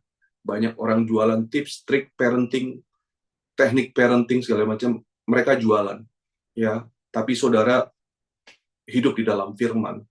Terapkan firman di dalam mengasuh anak. Maka saya percaya itu yang akan menentukan. Yang lain itu suplemen, ya, untuk mendukung saudara. Saudara harus belajar tentunya, tetapi jangan sampai melunturkan percayamu terhadap firman. Berikutnya, memiliki fokus yang benar. Saudara, mengasuh anak bukanlah solusi cepat. Ya, mengasuh anak itu membutuhkan ketekunan, saudara. Amin, saudara. Mengasuh anak itu membutuhkan ketekunan. Ya, jadi kita nggak bisa, saudara, mengasuh anak, tetapi kita berharap kita dengan menerapkan tips-tips tertentu. Tips itu kan buat orang yang nggak mau tekun, saudara. Dia mau cepat aja, saudara. Ya, biasanya kalau ada orang datang ke istri saya, ya, Dokter Anggia, untuk dapat tips, ya pasti akan dimarahi, saudara. Karena mengasuh anak itu bukan tips atau trik, tetapi tekun dari hari ke hari. Ya, kita bertekun di dalam apa? Mengajar anak. Anak nggak sekali dua kali diajar mengerti, saudara. Berulang-ulang. Bertekun, jatuh bangun di dalam mendisiplinkan anak. Dan bertekun di dalam apa? Berdoa, saudara. Bukankah karena anakmu dan keluargamu, saudara, semakin banyak berdoa? Itu kan memang diizinkan Tuhan, artinya. Tantangan yang Anda hadapi supaya Anda datang kepada Tuhan. Ya. Perlu waktu, saudara, untuk memahami inti permasalahan. Perlu waktu agar memperoleh karakter yang bertahan seumur hidup. Perlu waktu, saudara. Bahkan kita pada saat anak kita mengalami masalah, anak saya 2, anak kami 2, dan apakah mereka mengalami masalah? Ya, mereka mengalami masalah. Tapi kadang-kadang kita biarkan masalah itu mereka hadapi dan mereka mencari cara untuk mengatasi masalah tersebut, saudara. Mereka mencari cara untuk mengatasi masalah tersebut. Ya, kami berdoa dan kami tahu bahwasanya di dalam masalah yang anak-anak hadapi, di situ Tuhan kan juga mau berperkara, saudara. Dalam masalah yang anak-anak hadapi, di situ kan Tuhan juga mau berperkara. Artinya Tuhan mau anak-anak kita pun mengenal Tuhan, mengalami Tuhan lewat masalah-masalah yang mereka hadapi. Kita sebagai orang tua tidak boleh langsung mau ambil alih atas semua masalah anak-anak kita, jangan. Ya, itu adalah waktu Tuhan untuk berperkara dengan anak-anak kita supaya anak kita pun mengalami Tuhan, anak kita memperoleh kelahiran baru di dalam Tuhan. Bagian kita adalah mendukung dari jauh, bagian kita adalah memperhatikan. Ya. Dan saudara, jadi mengasuh anak bukan solusi cepat. Kita justru, saudara, dengan masalah-masalah yang terjadi di dalam keluarga kita, itu kita dibentuk Tuhan jadi pribadi yang humble, saudara. Jadi pribadi yang rendah hati. Oh, saudara, kita sebagai hamba Tuhan, kita akan berkhotbah segala macam. Tapi apakah pada saat kita mengasuh anak kita bisa dengan khotbah kita itu bisa mengubah anak? Kan tidak, saudara. Tapi justru di situ kita belajar rendah hati. Di situ kita dibentuk Tuhan untuk kita bergantung berharap sama Tuhan. Dibentuk Tuhan untuk jadi rendah hati. Jadi tidak ada solusi cepat, saudara. Tidak ada cara instan untuk mengasuh anak. Tantangan akan banyak, ya, akan luar biasa berat, tapi saudara perlu ketekunan. Ya, berikutnya. Dan saudara, fokus yang benar. kita sungguh tidak dapat mengendalikan hasil dari pola asuh kita. Nggak bisa, saudara. Yang mengendalikan adalah Tuhan. Kita nggak bisa katakan bahwa kalau saya melakukan parenting yang baik, maka anak kita baik. Belum tentu, saudara. Kalau kita melakukan parenting yang benar, kalau kita melakukan parenting yang oke, maka anak kita oke. Belum tentu. Tuhanlah yang mengendalikan. Filipi 1 ayat 6. Saudara, bagian kita adalah setia melakukan yang benar dan motivasi yang benar. Kita tidak dapat mengubah hati anak. Karena parenting pada dasarnya adalah masalah hati, kan, saudara. Kita bisa mengubah perilaku anak. Saudara, kerasin aja anak saudara. Ya, disiplinkan dengan kencang. Pasti perilakunya berubah. Tapi kan parenting adalah mengubah hati. Bagaimana mengubah hati, saudara? Itu kan perlu waktu. Dan yang mengubah hati itu sama sekali kita tidak bisa, saudara. Ya Tuhan yang mengubah hati. Saudara, hamba Tuhan sama seperti saya hamba Tuhan. Kita berulang kali menyampaikan firman. Hati jemaat bisa berubah nggak, saudara? Wah, ya belum tentu. Ya, bagian kita adalah setia menabur firman. Nanti Tuhan yang ubahkan hatinya. Kita sungguh tidak bisa mengendalikan hasil dari pola asuh kita. Pada akhirnya, saudara, anak-anak itu bertanggung jawab kepada Tuhan.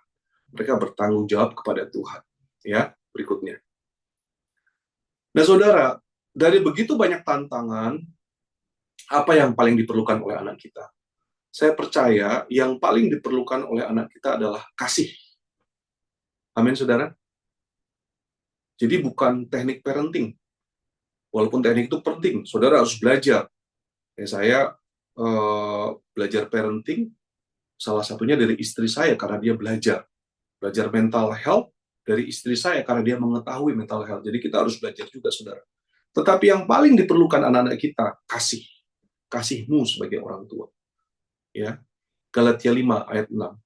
Sebab bagi orang-orang yang ada di dalam Kristus, Yesus, hal bersunat atau tidak bersunat tidak mempunyai suatu arti, saudara.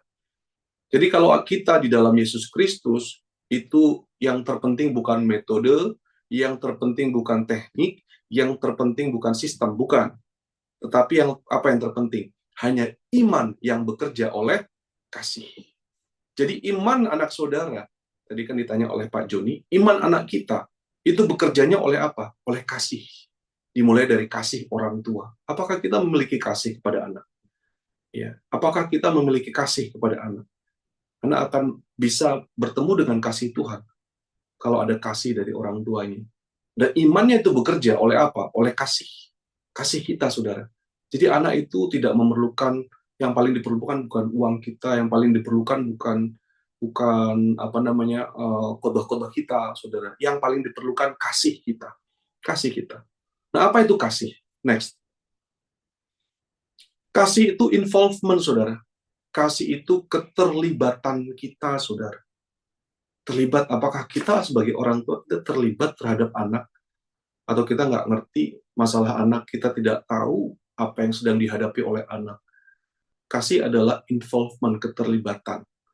Saudara, tadi saya sampaikan tantangan yang utama, yang pertama dalam mendidik anak. Kalau saudara ingat, apa tantangan yang utama tadi saya sampaikan sebelum ada slide? Tantangan yang pertama adalah waktu. Waktu antara orang tua dan anak. Nah, saudara, jawabannya adalah dari semua tantangan tersebut, love, kasih. Kasih adalah keterlibatan. Love is involvement. Di dalam keterlibatan itu ada engagement. Engagement itu lebih dalam dibandingkan involvement. Ya, engagement itu artinya ada hati yang ikut merasakan apa yang dirasakan anak. Ya, engagement. Ada juga accessibility. Accessibility artinya kita itu bisa diakses oleh anak-anak kita, saudara. Pertanyaan saya, kita bisa diakses oleh anak-anak kita nggak? Ataukah kita begitu sibuk sehingga kita tidak bisa diakses oleh anak-anak kita? Ya, saya punya mertua yang luar biasa, saudara. Mertua yang sangat baik. Saya sering telepon dia. Kalau saya telepon dia sedang kerja, sedang praktek, dan lain sebagainya. Pokoknya sedang apapun, pasti diangkat. Pasti diangkat. Ya, pada dia angkat telepon, either dia jawab saya gitu, atau dia bilang, Papa lagi sibuk ya, nanti Papa telepon, atau kamu nanti, pokoknya pasti diangkat. Ya, tapi itulah, di situ saya merasa, oh, I'm special. Saya spesial karena saya punya akses. Saya bisa ketemu sama bapak saya bisa untuk datang kepada dia, saya bisa curhat apapun. Saudara, seringkali kita tuh nggak memberikan akses buat anak-anak kita. Anak kita pun kalau punya masalah, nggak berani datang sama kita. Atau bahkan kita memang sudah memberikan batasan kalau papa sibuk, kalau papa sedang pelayanan, jangan diganggu. Nah, itu bukan kasih, saudara. Kasih adalah accessibility. Kita bisa diakses. Anak akan merasa spesial. Nah, di sini, saudara, ini adalah jawaban atas setiap tantangan-tantangan yang kita hadapi dalam mengasuh anak. Ya. Dan love, kasih adalah responsibility. Kasih adalah tanggung jawab. Anak kita, saudara, itu punya berbagai hal yang mereka harus hadapi. Mereka mengalami tantangan yang luar biasa. Bagaimana dengan kita? Apakah kita bertanggung jawab? Apakah kita bertanggung jawab dalam pendidikannya, saudara? Kita semua hamba Tuhan, saudara. Ya, tetapi kita itu bertanggung jawab terhadap anak kita, loh. Ya, kita bertanggung jawab terhadap anak kita. Kalau kita sudah diberikan anak oleh Tuhan, maka kita harus bertanggung jawab terhadap masa depannya. Kita bertanggung jawab terhadap pendidikannya. Kita bertanggung jawab terhadap saudara, kesehatannya. Kita nggak bisa katakan bahwasanya kita sudah melayani Tuhan, lalu anak kita, Tuhan yang urus anak kita. Nggak boleh, saudara. Nggak boleh. Mungkin itu kelihatannya seperti kita beriman, tapi sesungguhnya itu kita melalaikan tanggung jawab kita. Kita melayani Tuhan, ya. Kita tetap harus bertanggung jawab kepada anak kita. Jangan kita mengabaikan, saudara. Jangan kita mengabaikan. Ya, banyak sekali anak-anak yang neglect, diabaikan oleh orang tua. Ya, saudara. Karena apa? Kenapa kita bertanggung jawab? Karena pada saat kita bertanggung jawab, anak itu tahu bahwa, oh, ayahku ini mengasihi aku. Mamahku ini mengasihi aku. Jadi, saudara, jawaban atas setiap tantangan saudara di dalam mengasuh anak adalah love, kasih. Ya, berikutnya. Nah, saudara, parent should concentrate less on technique of good parenting and more on the process of being a good parent. Jadi kita sebagai orang tua seharusnya konsentrasi kita itu bukan pada teknik parenting, bagaimana melakukan parenting yang baik, bukan. Tetapi kita lebih fokus bagaimana kita menjadi orang tua yang baik, saudara. Ini kan dibalik, kalau menurut firman Tuhan, bagaimana kita menjadi orang tua yang baik. Bukan bagaimana kita mengasuh anak dengan cara yang terbaik. Saudara, tapi masalahnya adalah apakah kita sudah berusaha untuk menjadi orang-orang yang sungguh cinta dan takut akan Tuhan. Masalahnya adalah di kita. Jadi kita konsentrasinya itu bukan pada teknik parenting, tetapi pada bagaimana diri kita ini lebih lagi sungguh-sungguh menjadi orang tua yang baik. Ya. Good parenting is a matter of interacting day in and day out to our children. Parenting yang baik adalah tentang berinteraksi hari demi hari dengan anak-anak kita, saudara. Ya, hari demi hari, saudara. Hari demi hari. Day in and day out to our children. Mari kita lihat kebenaran firman Tuhan. Next. Hari demi hari, saudara. Firman Tuhan mengatakan di Ulangan 6 ayat 7, haruslah engkau mengajarkannya berulang-ulang kepada anak-anakmu dan membicarakannya apabila engkau duduk di rumah, apabila engkau sedang dalam perjalanan, apabila engkau berbaring, dan apabila engkau bangun. Jadi, saudara, ini firman Tuhan ini sedang mengajarkan kepada kita untuk day in and day out. Setiap hari, berinteraksilah dengan anakmu. Pada saat engkau duduk, kau jangan duduk dengan melihat gadget atau sibuk dengan pekerjaanmu, tetapi duduk bicara sama anak. Kalau engkau sedang dalam perjalanan, jangan sibuk dengan perjalananmu, tetapi Tuhan minta apa? Bicara sama anak. Talk to your children. Ketahui apa yang sedang ada dalam pikiran dan hatinya. Apabila engkau sedang berbaring, mau tidur, bicara sama anak. Dan apabila engkau sedang bangun, bicara sama anak. Saudara, jadi Ulangan 6 ayat 7 ini mengajarkan kepada kita sebagai orang tua untuk berelasi dengan anak, untuk punya hubungan dengan anak. Berikutnya, saudara. Day in and day out. Nah, saudara, relasi yang dibutuhkan anak kita, hubungan yang dibutuhkan anak kita itu adalah hubungan yang hangat. Hangat, saudara. Bukan seperti antara komandan pasukan tentara gitu kan, dengan anggotanya, ya, bukan seperti prajurit dan komandan, bukan. Hubungan yang dibutuhkan itu hubungan yang hangat, hubungan yang aman, saudara. Ya, hubungan yang aman. Artinya anak-anak kita dapat memprediksi, ya, memprediksi kita itu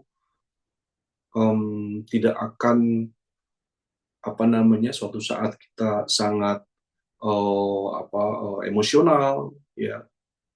Yang tidak aman adalah pada saat anak itu tidak dapat memprediksi kapan orang tuanya marah, kapan orang tuanya tidak marah, kapan orang tuanya senang, kapan orang tuanya emosi dan lain sebagainya. Ya, kalau kita moody, kita gampang berganti-ganti mood, maka anak kita, saudara, akan menjadi tidak aman.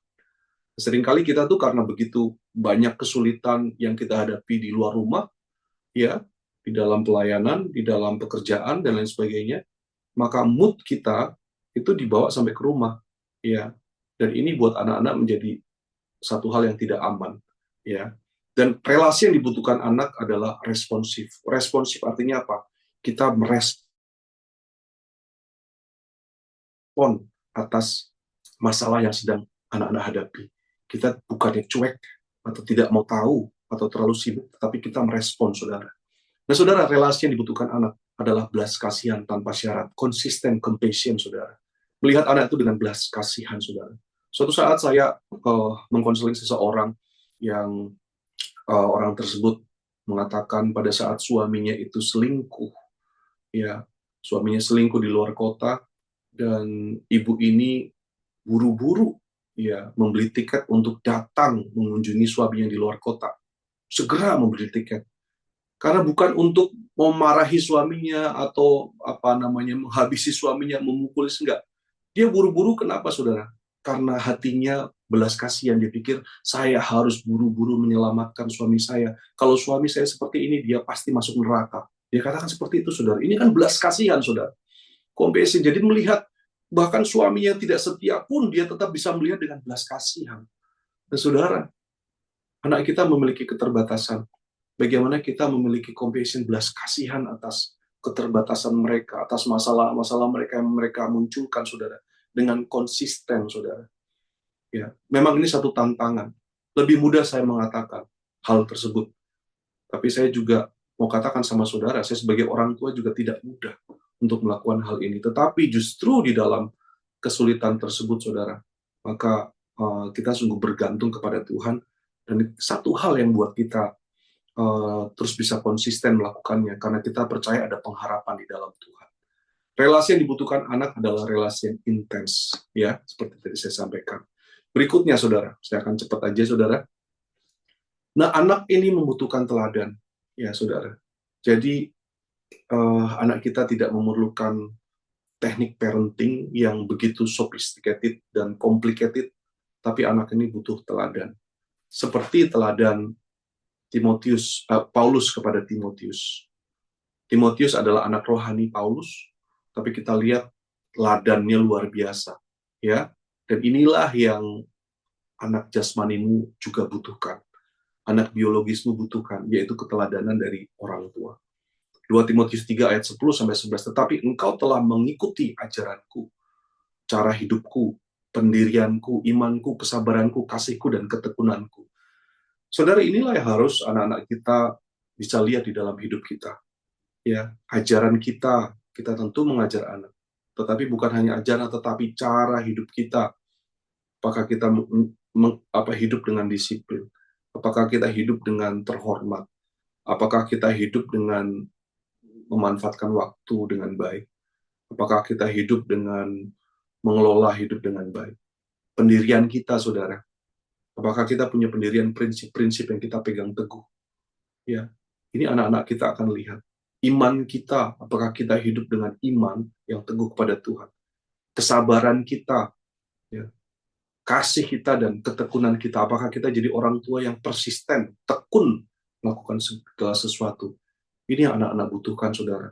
Dan saya percaya di tengah tantangan, tekanan yang luar biasa yang mereka hadapi, saudara, kalau mereka melihat teladan kita, mereka pun akan diubahkan oleh itu. Ayat ke-11, engkau telah ikut menderita penganiayaan. Saudara, Mengapa Timotius mau ikut dalam menderita penganiayaan? Mengapa, saudara? Siapa sih orang yang mau ikut menderita? Siapa sih orang yang menderita, mau menderita? Ternyata karena Timotius telah melihat Paulus, benar-benar dia mau menderita untuk Injil, dia mau menderita untuk kabar baik, dia mau menderita karena melayani.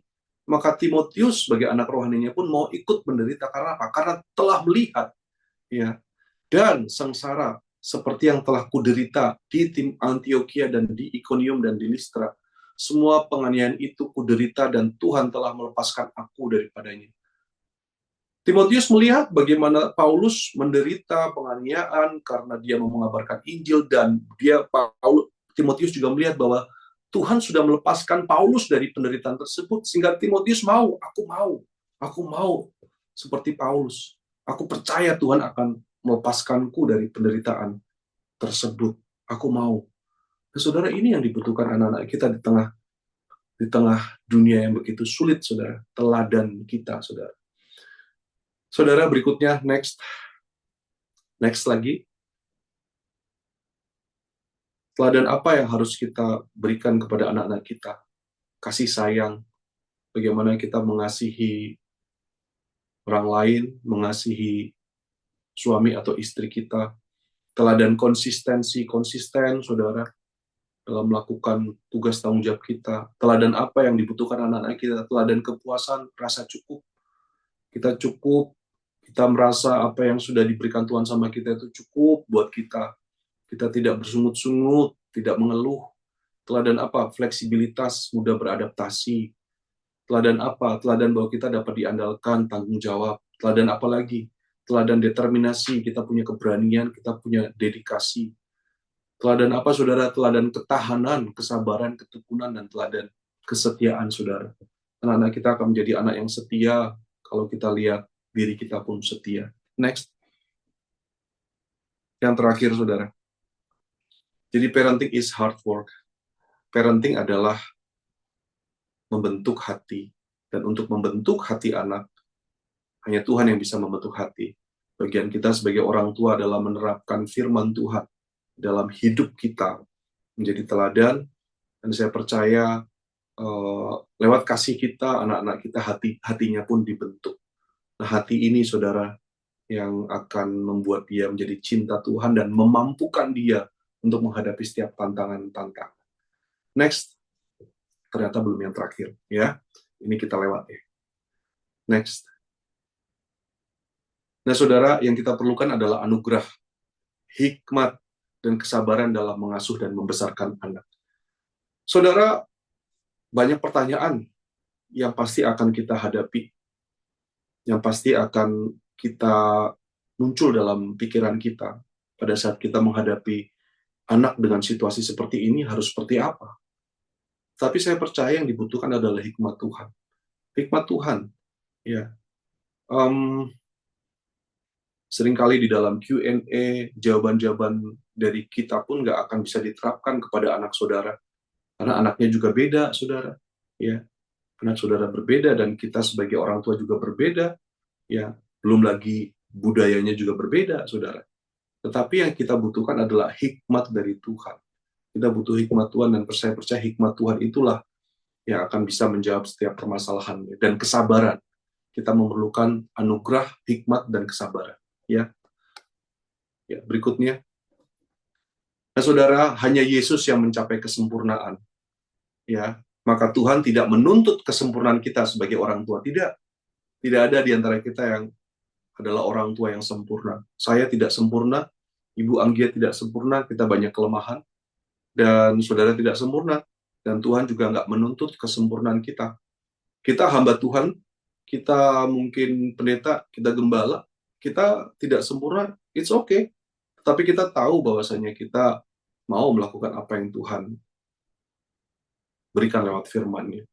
Tuhan tidak menuntut kesempurnaan kita. Yang kita perlukan adalah terus memandang kepada Kristus, penyempurna iman kita, ya, penyempurna iman kita, dan terus mengikuti jejaknya sebaik mungkin dan mencari bimbingannya. Yang terakhir, saudara, cara kita membimbing anak kita menentukan iman Kristen mereka di masa dewasa. Amsal 22 ayat 6. Cara kita membimbing anak-anak kita itu menentukan iman Kristen mereka di masa dewasa.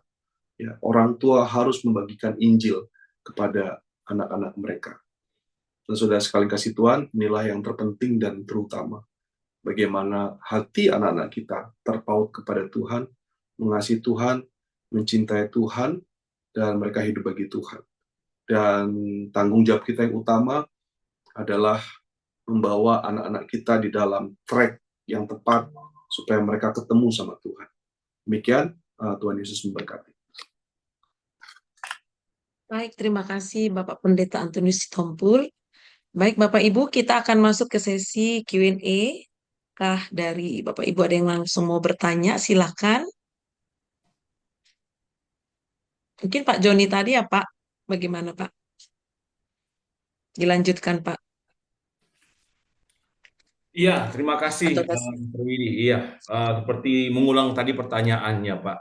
Karena kita semua berhadapan dengan anak-anak yang memang masih sangat kecil dan pelayanan sekarang terbengkalai, contoh yang begitu luar biasa buruk, dengan orang tua juga tidak menjadi berkat dan teladan.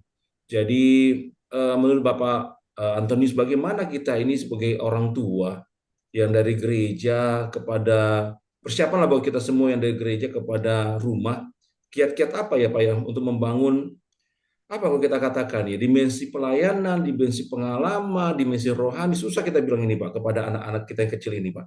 Begitu Pak kira-kira. Terima kasih Pak. Ya, seperti tadi sudah saya sampaikan, ya untuk anak kita yang kita perlu, yang mereka perlukan adalah love, kasih. Ya, Pak, kasih. Love is involvement. Kasih itu keterlibatan. Ada engagement di situ, ada responsibility, ada tanggung jawab di situ. Ya, dan itulah yang mereka perlukan, Pak. Ya, ya, simple. Sebetulnya menurut saya simple. Cuman kadang-kadang kita itu mau tips parenting karena kasih itu memang juga persisten kan, Pak. Kasih itu kan butuh ketekunan. Kasih itu butuh waktu. Ya, kasih itu ya bahkan Tuhan kita pun dia perlu berkorban dengan sangat besar anaknya yang tunggal, Tuhan kita Yesus Kristus, karena kasih, dan kasih itu berdarah-darah. Itulah yang bisa membentuk anak kita, membentuk hati dia. Ya. Nah, tapi kadangkala memang banyak orang tua, ya orang tua masa kini yang dia sebetulnya nggak mau berdarah-darah gitu kan. Dia nggak mau jangka panjang perubahannya, dia nggak mau perubahan yang permanen. Dia mau cepat, cara cepat. Karena memang ya dunia kita saat ini seperti itu, Pak, instan. Maunya seperti itu. Ya, saya mau cara cepat, tips, saya lakukan A, B, C, D, simple, maka hasilnya keluar seperti ini. Nah, itu nggak bisa sebetulnya. Kita nggak bisa. Sama seperti kita membina jemaat kan, Pak, dan membina jemaat itu kan costly banget. Betul ya? Membina jemaat itu yang memerlukan secara finansial aja begitu besar kan, ya begitu besar secara finansial, begitu banyak pengorbanan yang harus dilakukan, harga yang harus dibayar di dalam membina jemaat. Nah, apalagi dengan anak-anak kita, jadi nggak ada tips and trick dan kiat-kiat sebetulnya, ya. Jadi kasih, ya. Dan bagaimana kita gereja memperlengkapi orang tua. Nah, itu yang paling penting sih, Pak. Karena kita tidak bisa mengambil alih parenting anak-anak kita yang ada di gereja. Ya, seringkali kan sekarang orang tua itu dia mempercayakan anak-anaknya kepada gereja dan berharap anak-anaknya itu akan menjadi anak-anak yang baik. Nah, itu nggak bisa sebetulnya, Pak. Jadi yang paling benar adalah yang seperti sekarang ini sedang dilakukan oleh Pak Markus ini, gitu kan. Memperlengkapi orang tua, ya, gereja memperlengkapi orang tua supaya orang tua melakukan tugasnya di rumah. Nah, itu dia. Jadi gereja memperlengkapi orang tua dan orang tua melakukan tugasnya di rumah, yaitu apa? Mengasihi anak-anaknya. Ini polanya harus seperti ini. Kita nggak bisa jump, Pak. gereja langsung menangani anak-anak, nggak bisa. Kita memperlengkapi orang tua. Nah, ini kesulitannya pasti luar biasa. Kami di gereja lokal, Pak, kami ada yang namanya sekolah minggu sahabat keluarga. Ya, apa itu sekolah minggu sahabat keluarga? Jadi setiap bulan kami mengajar orang tua, ya, dengan satu tahapan usia tertentu. Misalkan bulan Januari kami mengajar orang tua yang punya anak usia 0 sampai 2 tahun. Kita ajar lewat Zoom, sekarang kan ada Zoom jadi enak banget kan. Kita ajar lewat Zoom bagaimana mengasuh anak mereka yang usianya 0 sampai 2 tahun. Tentu kan beda kan mengasuh anak yang usianya 15, beda. Lalu bulan Februari bagaimana mengasuh anak yang usia 2 sampai 4 tahun, ya. Lalu bulan Maret mengasuh anak yang usia 4 sampai 6 tahun. Jadi sepanjang tahun parenting kita tuh seperti itu, Pak. Berputar-putar terus. Dan ini bukan hal yang mudah buat kita sebagai gereja karena harus konsisten, dan bukan hal yang mudah juga untuk menyadarkan orang tua untuk ikut dan tiap tahun seperti ini. Tetapi kan kita membangun fondasi untuk masa depan, Pak. Untuk masa depan. Ya, jadi tentunya kita juga membina anak di gereja dengan juga KKR itu harus kan ya, karena mereka perlu punya pengalaman-pengalaman seperti itu tuh. KKR, mission trip, segala macam harus.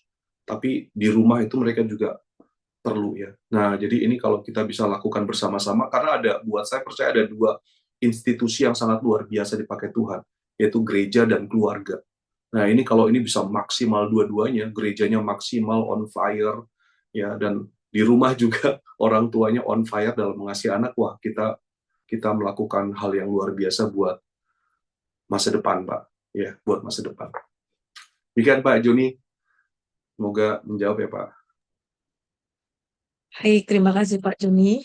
Ada lagi Bapak Ibu, mungkin satu orang lagi. Kalau tidak ada, mungkin saya akan Ya, tutup. Oh, lagi ada. boleh. Baik, Ibu Magda, Terima kasih silakan. kesempatannya Pak Antonius. Ya, Bu. Saya tertarik dengan tadi apa yang Bapak sampaikan bahwa memiliki fokus yang benar ya. Ada poin kedua dan ketiga tadi yang menarik bagi saya, yaitu mengasuh anak itu di mana kita itu harus sebenarnya di zaman ini membangun karakter anak ya, karena saya perhatikan kalau kita nggak banyak yang anak-anak yang mengalami mental illness itu mungkin diakibatkan karena mereka juga ingin cepat instan gitu ya. Nah, secara rohani mungkin pandangan Bapak ya, saya mau bertanya ini ya, haruskah memang anak-anak zaman sekarang itu kita sebagai orang tua harus memperhatikan dan membangun karakter mereka ya? Kalau kita lihat dari kisahnya Yusuf ya, dulu itu dia dari anak yang manja gitu ya, ketika dia masuk ke sumur itu, jadi dalam perjalanannya kita melihat dia nggak pernah tidak pernah mengeluh ya dalam setiap proses yang dia lalui. Nah, di zaman ini kan anak-anak zaman sekarang belum melakukan sesuatu udah protes dulu nih, ya. Apakah menurut Bapak karakter itu penting ya untuk kita sebagai orang tua mendidik mereka secara karakter, bertanggung jawab begitu ya, baik itu secara moral juga secara rohani gitu ya Pak ya. Bagaimana pandangan Bapak?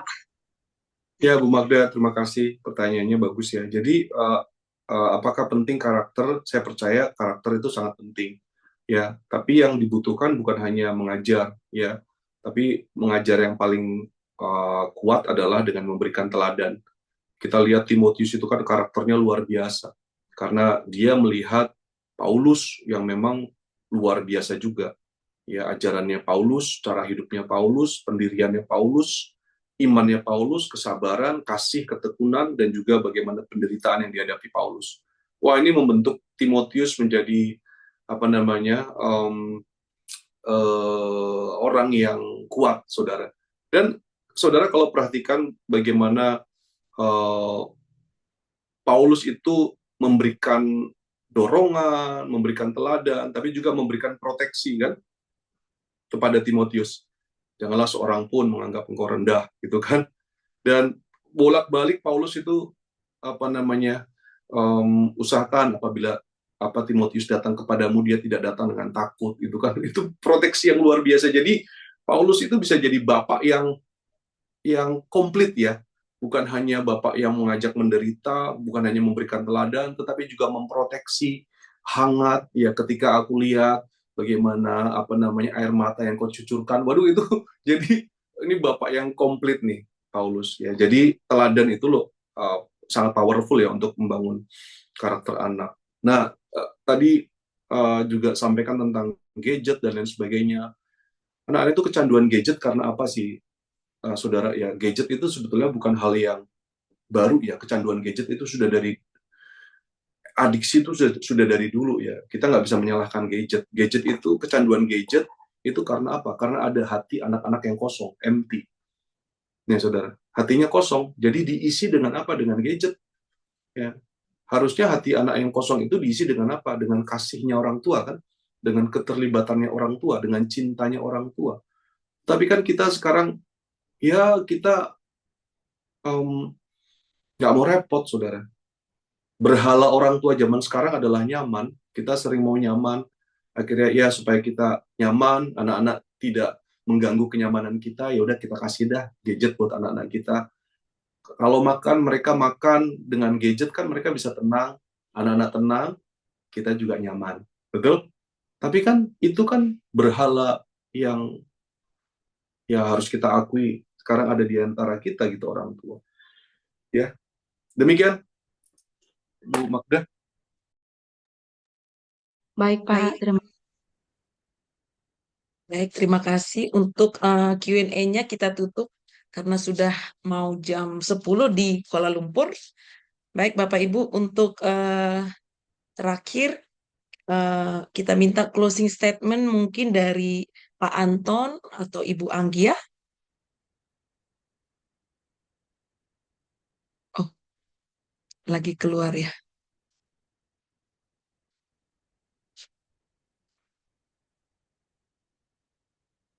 Mungkin kita lanjut ya Pak Markus ya. Ya.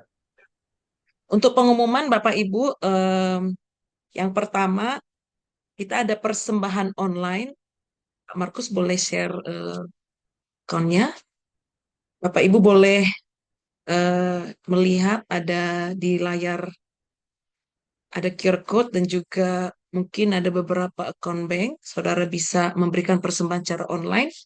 Dan yang kedua, kami mengucapkan terima kasih sekali lagi kepada Bapak Pendeta Antonius Sitompul dan juga Ibu Pendeta Dr. Anggia Hapsari yang sudah melayani kita malam hari ini.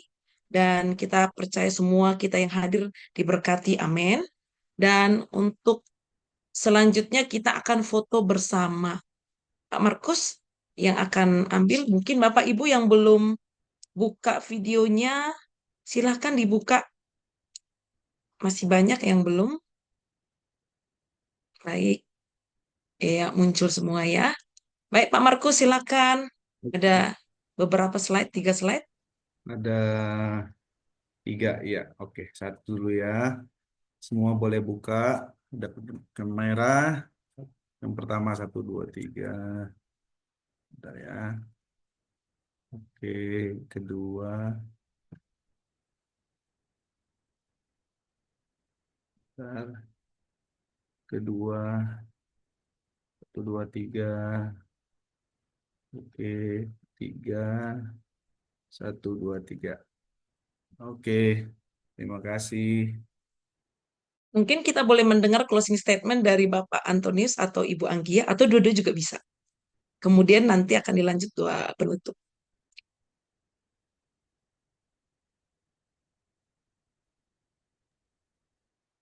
Baik, mungkin dari saya ya, parenting itu simple, Bapak Ibu, tetapi parenting itu sangat membutuhkan anugerah Tuhan dan juga kerja keras dari setiap orang tua.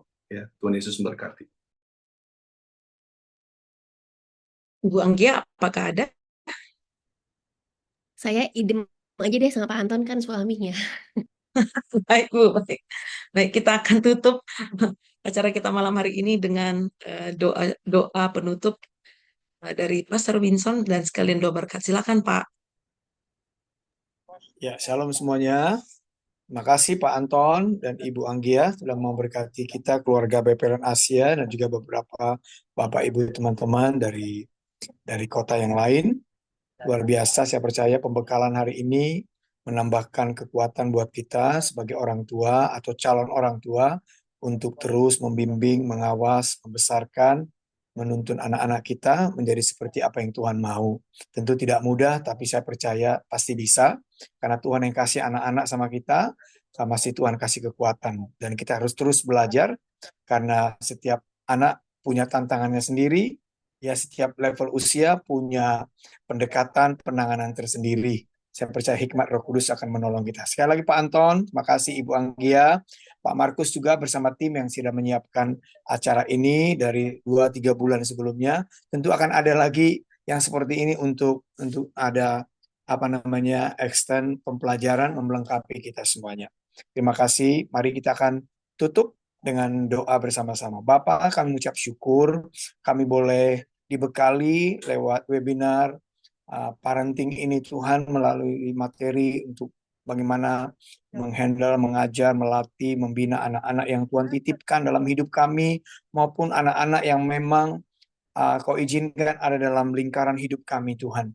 Terima kasih untuk semua pembekalan yang diberikan oleh Bapak Anton dan Ibu. Terima kasih untuk hikmat Tuhan mengalir melalui kedua hamba-hambamu yang setia untuk diimpartasikan, disalurkan, dibagikan kepada kami. Berkati keluarga BPLN Asia, semua biar anak-anak yang ada, keluarga-keluarga yang ada, semua dipelihara, diberkati dan dijagai oleh Tuhan. Dan mampukan terus kami merawat, mendidik, membesarkan anak-anak yang Tuhan titipkan dalam hidup kami, Bapak.